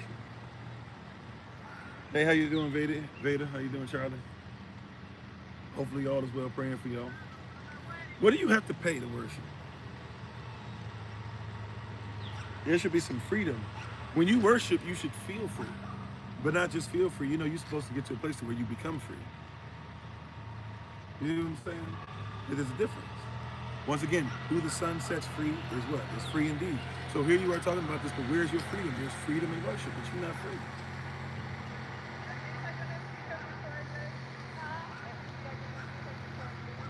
You hear what I'm saying? Where are you free? See, worship is everything. Worship, when I follow the law, that's worship. So y'all don't want to hear that. You got to be careful about these kings. See, our king is worthy of worship. And anybody who's a king or so-called, I don't even use the term because y'all know what it means, but I'll just use it. King, or I must phrase the other way, queen. I ain't talking about none of that, if you know what that word actually means. But those of us who are malachi, right, we become worthy of those positions because we worship him. So when persons bow down to us in our kingdoms, it's because they worship the one who gave us sovereignty. So that's when it becomes sovereign worship. You see that? That's law. These are lawful terms. These are legal terms, right? This is out of law dictionary. You're looking for sovereign worship. See, okay, because I do not do anything through the system. Oh, tell you what queen means? Okay, queen, if you don't know, queen means whore in its origins. That's why they treated queens like they did, right? Whoever was the head woman was just the head whore. She would be able to have more power because she had a child. Therefore, the child wanted their mama to be around, so they wouldn't mistreat her, but so much, and she still had power. But that's what queen means. All right. Not saying in every call. I'm talking about in the actual language. We're talking about Gallic language. We're talking about Germanic language. Queen means whore. So that's why I'm very careful. What's his fifth taught me that? KRS-One. I sit at his feet sometimes. So when he said that, I was like, oh, okay. And I looked it up. I was like, yeah, you're right. So you probably shouldn't be calling out women that. I get what it means, but that's why I don't be like, I never really said that anyways, but I didn't know what was going on with the word, to be fair. So that's why if you ever hear me hesitant to say that, or somebody's name is that, I kind of try to go around that because it's not, it's not a cool thing to call a woman, let alone our sisters, right? Let alone our wives and our daughters, right? So, and our mothers. So, with that being said, going back to what we were talking about, how you doing, Barry? How you doing, Natalia? Hey, everybody, if I missed you, please coming in. Thank you. But we're talking about sovereign worship. Sovereign worship. Sovereign worship means that a sovereign has to allow me to worship. Oh, you don't want to hear that. See, you don't become a sovereign nation unless another nation addresses or acknowledges your sovereignty. You know that, right?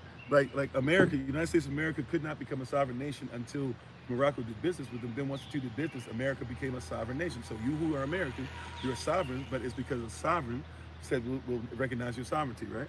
So the same thing with the Most High. You can't be sovereign or be, and I'm not talking about sovereignty just with law. I'm talking about sovereign as far as sovereign worship. You can't talk about you have worship as a child of the Most High, right? Who you say you worship, but you have not done what it takes for Him to acknowledge your sovereignty. Mm. Mm. I'm trying to help somebody. You're trying to be called or be connected to something or whatever, but you cannot be these things if you're not connected. If somebody has not acknowledged the Most High Yah, if He has not acknowledged your sovereignty, then you have no sovereign worship. If you don't worship Him, by the way, then you can't be one of His children. So may the words of our mouth and meditation of our heart come on, right? You can't address yourself as one of His children, and you are not sovereign because our King says who is sovereign. If you're not in His kingdom, in His dominion that is His as the King, then you cannot be a sovereign and you cannot have sovereign worship. Once again, Pharaoh, let my people go. What was the first part of it? To worship. Oh my greatness. Oh my greatness. Come on. This is what we're talking about. We're talking about leaving the world, but we're not looking at worship. You're going to have to worship your way out. Oh, and somebody not ready for this Holy Spirit, but take it to us anyway. You don't have to worship your way out. Salah.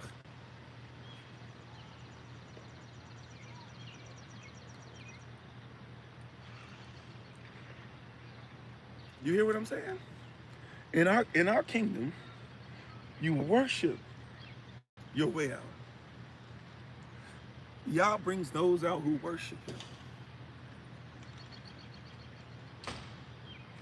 If you're not worshiping Him, I know you won't hear this. I'm not trying to be whatever. I got to be careful because I'm around a bunch of persons. But hear what I'm saying. If you're not worshiping Him, you got to worship your way out. You're going to have to worship your way into a righteous marriage. You're going to have to worship your way into better financial decisions. See, that's why you're supposed to do finances the way He says, because that's worship. He says, if you worship me with your finances, then now I'm obligated to financially benefit those that worship. You see how that works? You see how that works? See, if you do what He says, if you worship Him financially, He says, I'm on the hook now. I've got to give you what I said. If you worship Him in craving His word, right, hunger and thirsting after righteousness, then He's on the hook. He has to make sure that you're filled with what you worship Him for. Now, may I just put this out? What do you worship Him for? Uh-oh. Uh-oh. What is the reason you worship? My Yah? My Elohim? What is the reason that you worship Him? Are you worshiping Him so that you would be able to just do whatever you want? Are you worshiping Him so that you can have your wants met? Because Jehovah is my shepherd. I shall not want. That word want means lack. If He's my shepherd, I don't want for anything. I do not lack anything. So I worship Him because He provides all my needs, not my wants, not my lacks. Because if I worship Him, I do not lack. Some of y'all got this messed up. I learned this on the street. I learned this being homeless. I learned this not knowing where I was going, having not, what they used to say, not a pot to piss in, which by the way, if you look up all that stuff or whatever, like actually, like that's, if you've heard the word piss poor, forgive my language, but I'm just saying, if you didn't know this, the term actually comes from a time where in certain places in Europe, especially England, persons would actually use their pee to treat, I don't know if it was leather, but to treat something that they were using, right? And they would put it in pots. Right, and have everybody urinate in the pot, and they would treat it like that, and then they would take it out. And then if you were super poor and you still were trying to do that, or you couldn't even do it because you were super poor, then they would say you don't even have a pot to piss in. Just a little something, y'all come on here. Sometimes we get little stuff like that, right? But that's where it actually came from. So if somebody considered to be piss poor, that's because they actually treated leather with their urine, and if they couldn't afford a pot to be able to do that, then you were poor and you didn't have a pot to piss in. Just like all right, but yeah, so those who are poor and don't, right, what is it that, see, I need you to recognize when I felt like I didn't have a pot to urinate in, I had all my needs met. I did not go a day without eating.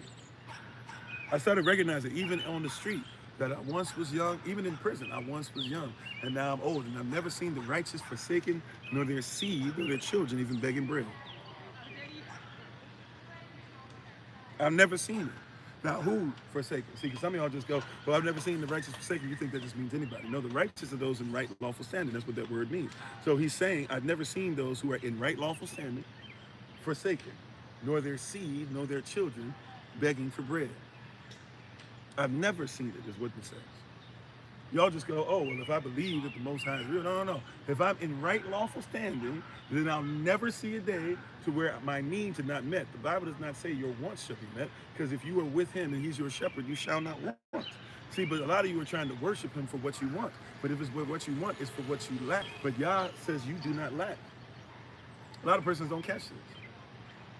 I do not lack because whatever I'm doing is in his will. So if it's in his will, right, then it's his will for me to have or not have. So I'm not coveting anything. You know, I don't have the same level of RV as these cats do. We had to scrape together with a few thousand, you know, low end few thousand to be able to get what we have, and it's not all together. And I'm still trying to figure out. It's like a fixer-upper house, a house on wheels. That being said, look at what we're able to do with it. And I used to think to myself, man, all these persons have this and persons have that. Then one day I stopped and I saw a guy with a huge, like those buses, you know. And RVs, I don't even know if they're called RVs at that point, but whatever, like those buses that are like gray hair size. And that man pulled up to get some gas next to me. And I just looked at him, I said, one day, like, as in, that's my goal, is to get to where you are. He said, he said, to be honest, I look at what you have, he's like, I wish I could go back to that. He said, there's a lot of places that I cannot go because I got this thing. He said, there's a lot of money that I have to put into this thing. He said, there's a lot of things that you don't need. He was like, I promise you, if you stay in that for the rest of your life, you're going to be fine. And when he said it, I stopped.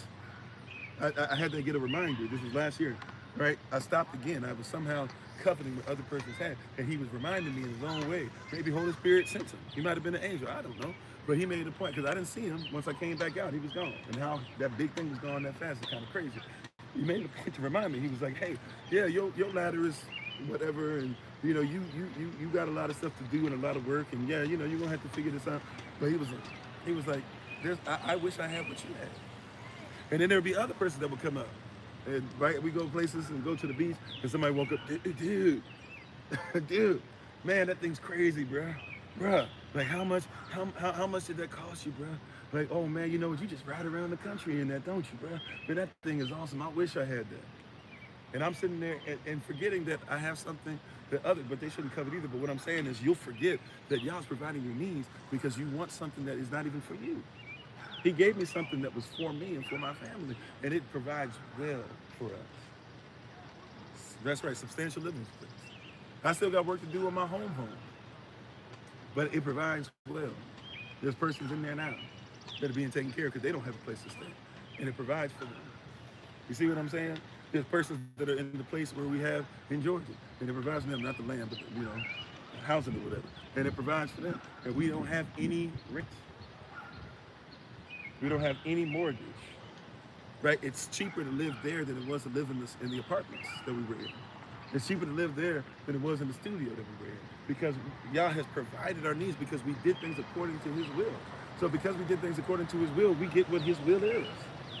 Are you willing to get his will? See, you got to recognize you're going to have to worship your way. Everything I do is worship. And you can, Elder Tamara, if it be his will. It might be his will. Maybe that might be why the house thing ain't going. Well, sorry. I almost said it, right? But you know what I was about to say. Holy Spirit, have your way, right? You hear what I'm saying? I don't know. I'm just saying. I am welcome. I welcome his will. I welcome his will through my worship. Pharaoh's not supposed to let us go, because Pharaoh knows the importance of worship. And if we ever worship him in spirit and in truth, it's game over. If we ever worship Yah telling the truth, it's game over. Now you don't remember me. If we ever worship Yah where he says to worship him, it's game over. If we ever, look, I'm telling you, I be saying this stuff all the time. I told y'all years ago now, I was honest. I said, look, I'm working myself to death. I'm not going to kill myself doing it. Right? I'm going to do what Yah says, If you take me out early, so be it. But I'm not going to do it because I'm not resting. I'm going to do what he says. If he says do extra, I'll do extra. But hear what I'm saying. I say this all the time. Could you imagine, fine, not this year, could you imagine next year that everybody who's part of SOC, just in the States, if you want to say around the world, oh, it's going to be crazy. But could you imagine that everybody decides that at least for one of the holy days, we're coming together, no matter what? Could you imagine 200-300 persons show up wherever we say we're going to be? You know, if you had 200-300 persons show up, we take over hotels. And see, this is why you got to know how stuff works. How you doing, Sister Carla? Thank y'all for the love. You got to know how this works. See, the hotels will say, oh man, you're going to fill up the hotel? Well, what is it that you want? How much do you want to pay? Can we provide any food for you? They're gonna talk to us like that because we worship our way into that. See, the holy days are not just a random thing, they worship. The day of Pentecost, come together and worship. We worshiped and took over a whole room. We worshiped and a whole bunch of persons saw us around the deep. We worshiped and persons came together and were like, man, you know what, we are close to each other. We worshiped our way into that. Right now, watch this, you gotta keep worshiping though. How you doing, CT? You gotta keep worshiping. See, I'm gonna worship my way out. I'm gonna worship my way in too. I'm telling you, I'm about to work. See, look, I'm not saying that you shouldn't study. Study to show thyself approved. But in your study, study in worship. Oh my greatness. And thank you for the love. Study and worship. Holy Spirit, they're not ready for that word. Sorry, I'm trying to make sure that the sun don't take us out. It's about to be hot today down here. About to be extremely hot. And prayerfully all will be well. Right? It's about worship. You hear me? Right? It's about worship. You got to worship your way. See, the tithe is a worship. Because what is a tithe? What is a tribute? A tribute is what you give to the person who's supposed to have your back and who you say is over you and who you depend on for security. That's worship. I'm sorry. Hell no meaning? Okay, you're welcome. Right? It's worship. That's what it is. It's worship. Your king is worthy of worship. He desires, he craves. Matter of fact, I won't say he craves, per se. He definitely desires worship. He's moved by your worship. There was a man who was getting ready to die. The prophet, right? Hand writing on the wall. The finger came up. Yah's hand, right, if you will, writing on the wall, more than likely an angel, but Yah's hand writing on the wall. Next thing you know, prophet comes in. Get your house in order. You ain't gonna be here that long. This thing's about to change. The man turned over and prayed and he worshiped. And his worship, the man of Yah was on his way out. He's walking out, and then all of a sudden, the Holy Spirit said, stop. He said, what? He said, go back to the man and tell him that he's got years added on because of his worship. I'm trying to help you see, in Goshen, it should be mandatory that we worship. That's why we don't receive plagues. Where we separate so that we can worship. Pharaoh let our people go into the wilderness, 3 days journey, 60-mile journey, to worship. Remember, Pharaoh said, why do you have to, on one of the plagues, Pharaoh said, you can go, you can worship, but why do you have to go so far? Do not go so far, just go a little ways. And Moses was like, no, because we have things that we do that would be abomination to you. So when we worship, we got to be free to worship.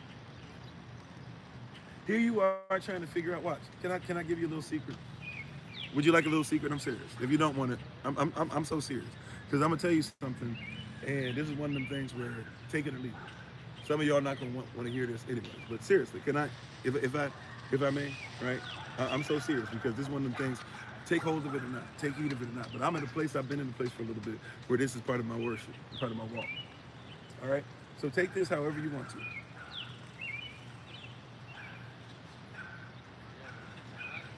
I refuse to try and involve persons in worship who don't believe in what I believe.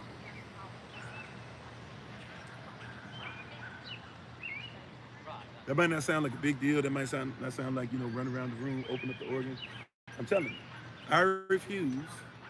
Can y'all hear me, by the way? But now that I said that, all of a sudden the views are going down. All praises. right? But this is for somebody who needs. Can y'all hear me? Can you see me? I'm serious. Right? I'm just gonna give this to you. Take it as you will. All right? Okay, thank you. It's not my responsibility. I'm not called to try and worship with somebody who doesn't believe what I believe.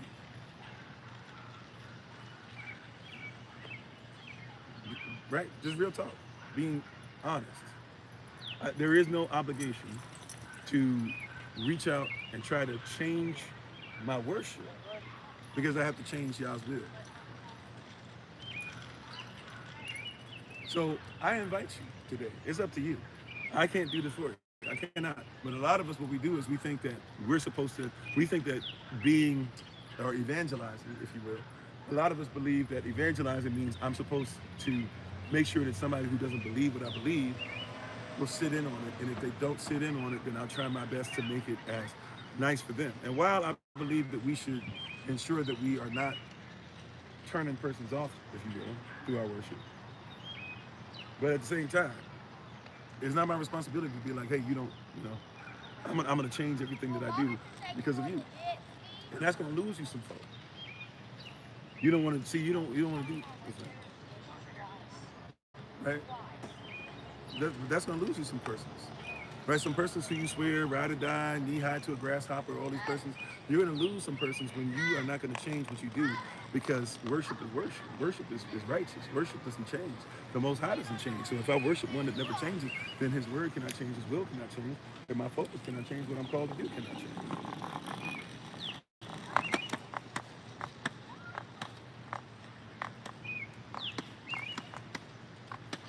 You hear me? So I'm not finna change everything up because somebody doesn't like my worship. I worship Yah, not you. And tell them I said it, because some of y'all ain't gonna say that's what I said. Tell them that I said it. Tell them Pastor Kofi, the one that's starting the cult and all this stuff. But tell them I said it. Tell them I said that the word says that I'm not afraid of you, because of Luke chapter 12, verses 51 through 53. Tell them that I'm not afraid of the Pharisees and the scribes, because I know more than they do. That's Matthew chapter 5, verse 20. Tell them that I'm not afraid to focus on my works and my faith going together, because that's Revelation 14:13. Right? I'm not going to change my worship because somebody who's not even trying to worship who I worship does not feel comfortable. Now, that being said, we can have conversations and stuff to where it's not brought up depending on what the situation is. And there's ways we can speak on things, and we are called to evangelize, so we do have to be ready to give a defense or a reason for our hope. Right? That's First Peter, right? I get that. First Peter chapter 3, First Peter chapter 2, one of them. Right? We do have to do that. That being said, though, I'm not changing my worship. My worship is my walk. See, once again, in Goshen, we do not operate the way that they operate. You're having a bad thought process. In Goshen, we do not operate like that. In Goshen, we don't have plagues because we obey. Yeah, and we're his people. So you got to come over here. The weather is fine. Over there, they're dealing with plagues, hail. But over here, the weather is fine. Right? I'm not dealing with no plagues. I'm not dealing with no hail. Hail, no. If I worship the Yah that had hail on me, I'd have a problem. Well, honestly, to be honest, if he said it's going to hail on me, to be honest, I'm at the point where I would just trust him, and it doesn't mean that it's going to hail on me and hurt me. That being said, I know that's not where everybody else is at. I ain't going to lie to you. I'm in another place. Some of y'all be like, if y'all does something to me and it causes me to have to go through something, y'all can go ahead and treat me like Job. I'm not going nowhere. He got me. It is what it is. He got me. I was saying this to my wife. I was like, no matter what arguments that we go through, babe, I was like, even if I'm like, you know what, if you ever do this, blah, blah, I'm like, for real, I'm just going to tell you, I'm going to give you the game, for real. Unless you do something crazy, I'm not going anywhere. I'm just not. Right? I'm the same way with y'all. That's where I learned it from. He ain't going to do nothing crazy. And even if he does what I think is crazy, he's doing it for my benefit. He's doing it for my tabak. He's doing it for his righteousness. He's doing it for the kingdom. So, hey, if I got to go through it, let me go through it. As the Bible says, let me die then. Is that okay? Is that? I don't know. See, we talking about worship. Worship is difficult to deal with because a lot of persons will do things until it's time to actually speak on worship. It's time to talk about worship. See, We want to talk about all this other stuff. But see, worship works different. Worship moves different. Worship requires works. Worship means that I understand that my King cannot fail. Worship is I've made a decision. When we say Amen, amen, it means let it be done unto us. See, Moses said, Pharaoh, I understand that even though I'm going to beseech, I'm going to go before the Most High, and I'm going to stretch my hands towards him. He's going to get rid of these plagues. I already know. I've already been shown that your heart, your passion, you're off. You do not still, even though you know that you can't do anything with them. You're going to harden your passion. You're going to harden your heart. You're going to try your best to still be like, even though I'm losing, even though I had to bow down, even though I had to say I'm sinning, I'm going to still do what's wrong. I'm here to tell you, you're going to run into a lot of persons who are going to say that your Elohim is worthy of worship. Don't forget, right? In Daniel chapter 1, that's the so-called Daniel fast. Daniel wins in Daniel chapter 1. Daniel chapter 2, that's when Nebuchadnezzar has the dream. And Daniel and the three Hebrew boys pray together, and then Daniel interprets the dream. Daniel chapter 3, Nebuchadnezzar still, although he had bowed down in Daniel chapter 2 and said, there is none like Yahweh, he then goes in Daniel chapter 3 and builds a huge statue unto himself and says, everybody must bow down with the sound of the horn, and throws the three Hebrew boys that prayed with Daniel into the fire. Your enemy knows. See, we got to get off this thing. Your enemy knows. Stop giving it. Look, there is mental health. But some of this is your enemy knows. This messes some persons up. But Christ, they knew. Do you not realize that a lot of religious leaders knew that that was the Messiah that they were trying to off? And they still offed him because they felt jealous because he was getting what they thought they should get. But see, at least John the Baptist had enough sense to say, I must decrease so that our Messiah may increase. In other words, it's about worship. Even my decrease is so that I can worship the Most High more. The Most High is represented here upon the earth realm. Why would I try to make sure that I get credit when his representation is right there? That's what John was saying. That's the context of it. Hey, the Most High is here on earth. Why would I want the glory that belongs to him? But you're going to go to these services today, some of you, and what you're going to see? Make the glory about themselves. What you're going to see? Give a sermon just to make sure that people will show up, even if it tears up families. What you're going to see? Person saying to be lawless, even though our Messiah says that you should know the law greater than the scribes and the Pharisees, and anybody that teaches you against it is considered to be the least in the kingdom of heaven. They know better. This is Balaam doctrine. You're warned about it in Revelation. You're warned about this. You know better.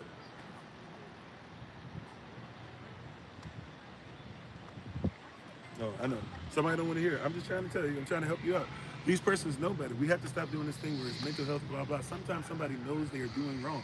And if you know that you are doing wrong, then you should, if we're talking about repentance, repentance means a 180. You're facing this way, and you end up this way, and then you're going to march. But a lot of persons refuse to admit that they're facing the wrong way, and so you keep facing the wrong way. But face the righteous way. Stop turning into the world. Once again, the word world means system. For Elohim so loved the world, God so loved the world, Elohim so loved the system that he gave his only begotten son. So whosoever believes in the system of the kingdom of heaven shall not perish, but have everlasting life. That's not about a system where you get to do whatever you want. That's about the system of the Most High. And not just on Sunday worship, but every day. Do you treat your children with respect? Because if you do, that's worship. Do you treat your parents with respect? Because if you do, that's worship. Do you treat your wife with respect? Because if you do, that's worship. And the standard of worship is out of this, right? My son, at 4 years old, 5 years old, couldn't understand everything, but he was learning how to read out of that, because that's the standard. I'm not trying to teach him something that's not a standard. We're talking about eternal life. Some of y'all are trying to enjoy today, forgetting that you got eternity. Do you love yourself enough to have eternity? You hear what I'm saying? Right? I worship at all times, even when I'm having fun, even when my son and I go fishing, even when we go to Cali all the way over to New York and back and down to Georgia and blah, blah. If we go to Canada, if we go to another country, whatever, I'm worshiping. I'm not going to stop worship just because I'm going somewhere else.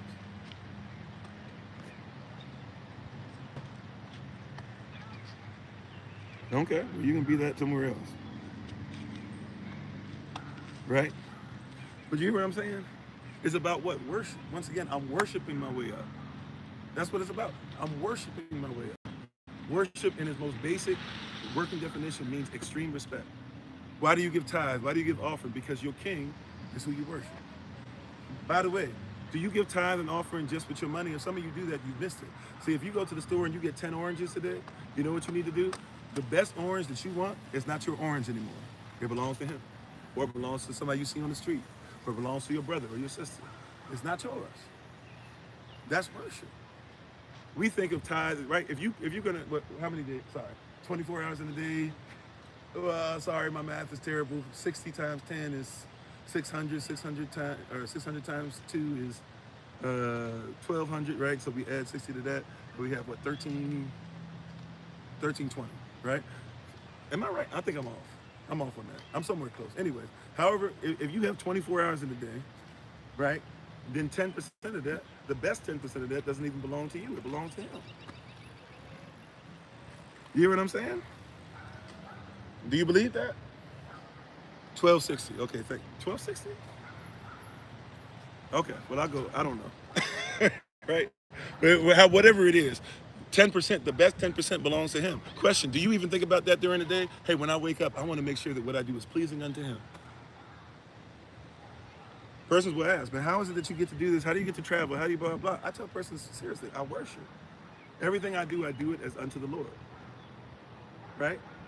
If you got a business, do it unto the Lord. If you're doing it like you're selling it to Christ, if Christ came down, it was about to buy your bracelets, or he was about to buy Sister Taylor and the stuff that she makes, or he was about to buy Sister Shirley and the stuff she does for hair, or was about to buy Brother, I'm missing somebody, Brother Jermaine and the clothing that he makes or whatever, right? Whatever it is.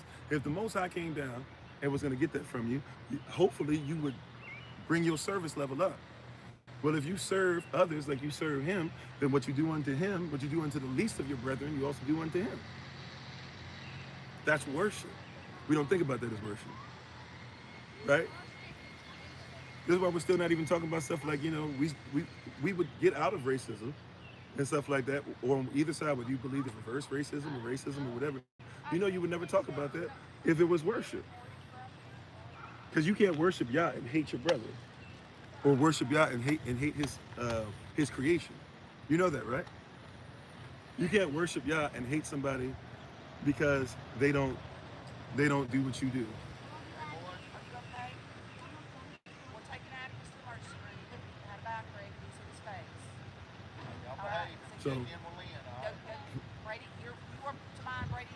So you have to realize that. You have to recognize that. How you doing, Living Word? Like, a lot of persons don't catch it. They don't receive it. They don't get that. Like, your worship. You worshiping your way out. It's extreme respect. Kemet, right? So back then, what we call Egypt or Kemet back then, and you have Israel is in Goshen. Goshen has no plagues because the plagues are not for those who worship. Now, I didn't say you'll never go through anything tough, but the plagues are designed for those who do not worship. The ones who do worship receive no plagues. That's Bible. Right? If I'm lying, find it in your Bible. That's why I was saying, even if you don't believe in the Bible or whatever, if you think it's a myth, whatever, still fine. Keep the context of the cultural reference. Right? The plagues are not affecting those who are with the Most High, who are with Yah, who are with Elohim, or who people still call God, etc. If you speak Germanic language or English, right? Elohim or Elohim, that's who you refer to as God, right? If you do that. If you're on that side, that worship, right, is what separates you. And so a lot of persons miss this, is that even though we need to be separated, worship was already taking place in Goshen, because worship was already protecting those who believed in the word. You catch that? The one that Moses worshiped is the one that Moses did everything he said. If Yah said, open your hands towards the heaven, Moses said, and everything that happened was going to happen. If Yah said, hey, stop the plague, stop the hail, Moses opens his hands again, only because he does what Yah says. If you recall, Moses can't even make his way into Canaan. Why? Because he didn't worship one time. All it takes is one time if you're not careful. And he couldn't get into the land flowing with milk and honey. Now, he still got to heaven, but it was an example for us. Even Moses' life is an example that you can do all these great things, and if you're not careful, you can get that close, and Yah will say, even if you've led my people up to it, I cannot allow you to go in because you're disobedient. A lot of persons, that's how they get caught up. You'd be surprised how many persons go to jail, and they've been great, upstanding persons their whole lives, but all it took was one time. One time. And then guess what happened? You got to go visit them behind bars. How you doing, Sister Shima? Right? So we talking about worship. I don't know if I have anything else. Usually on Sundays we go longer, right? But I don't have anything else. I know it's not 11 a.m. New York time, like Eastern time, but I'm only going to preach what Holy Spirit says. So thank you all for being on. Yeah, I think that's all I have. So I'm going to be obedient. We talking about obedience, so let me be obedient. So tomorrow, we'll, outside of Early Rise Bible Study Session, we'll see you guys 6:30 a.m. New York time. Elder Tamer's going to preach. And then we'll see you guys at 8 a.m. New York time, 7 a.m. Central. And we'll see you guys, and we'll go into plague number 8, which is the locust. So that's all I have. We might try to have a meeting tomorrow because I think we're going to be staying in this place that we're at for a little while, at least for a couple of days or so. So we might try to do a meeting tomorrow night. I will let you guys know early. Just check it out on the emails. Also, too, Sister Mignon, I know you, Sister Mignon, you're going to have to just keep me on my toes. If you can, give me a call, like maybe tomorrow or so, if you're available, of course. Not only do we still need to get you right for the stuff that you did early in the year, but also too, I need you to hold me accountable. We're gonna make sure that we get these names and everything together and have a new setup so we can make sure these emails get out better to everybody. All right. But that's all that I have. So, is there anything? I'm done as far as the word. Is there anything that you guys have for me? Or if not, I'm gonna go ahead and enjoy my family today for the rest of the day. Is there anything you guys have for me? We had a nice little audience of some little boys that been listening to the word. All praises. All right. All right, if there be nothing else, thank you so much for being on. I appreciate you. We will not do the shout out today because I don't want to, mess around with everybody's setup. But thank you all. Todach, Todach, or thank you so much. I appreciate you all. We once again give our honor and praise to the Most High. We give praise and honor to Him for my wife, the Honorable Amma, who lives a life that's able to be honored. To the ministerial staff, moderators, SOC, Lottie Dottie, everybody, we appreciate you very much so. I'm just going to leave up a couple places on TikTok especially. But if you like to look, if you're on YouTube, if you're on Facebook, if you watch this on some other platform later on, if you can just simply look in the description with the video. You should be able to find any way you'd like to be able to reach us, etc. Also, too, if I may, what am I looking for? Also, too, and if you're on TikTok, we won't do a shout out per se, but we'll leave up where you can find out our information to text us or to email us, and we'll get back to you ASAP. All right? So thank you again. We appreciate you. That's all that I have. And remember, as always, beloved, that you are loved. You are necessary. You are majestic. You are fearfully and wonderfully made. And you, which is all of us working together, will be the reason why people who are in this system no longer have to be other. Shalom, peace be upon you. Talk to you soon. Thank you.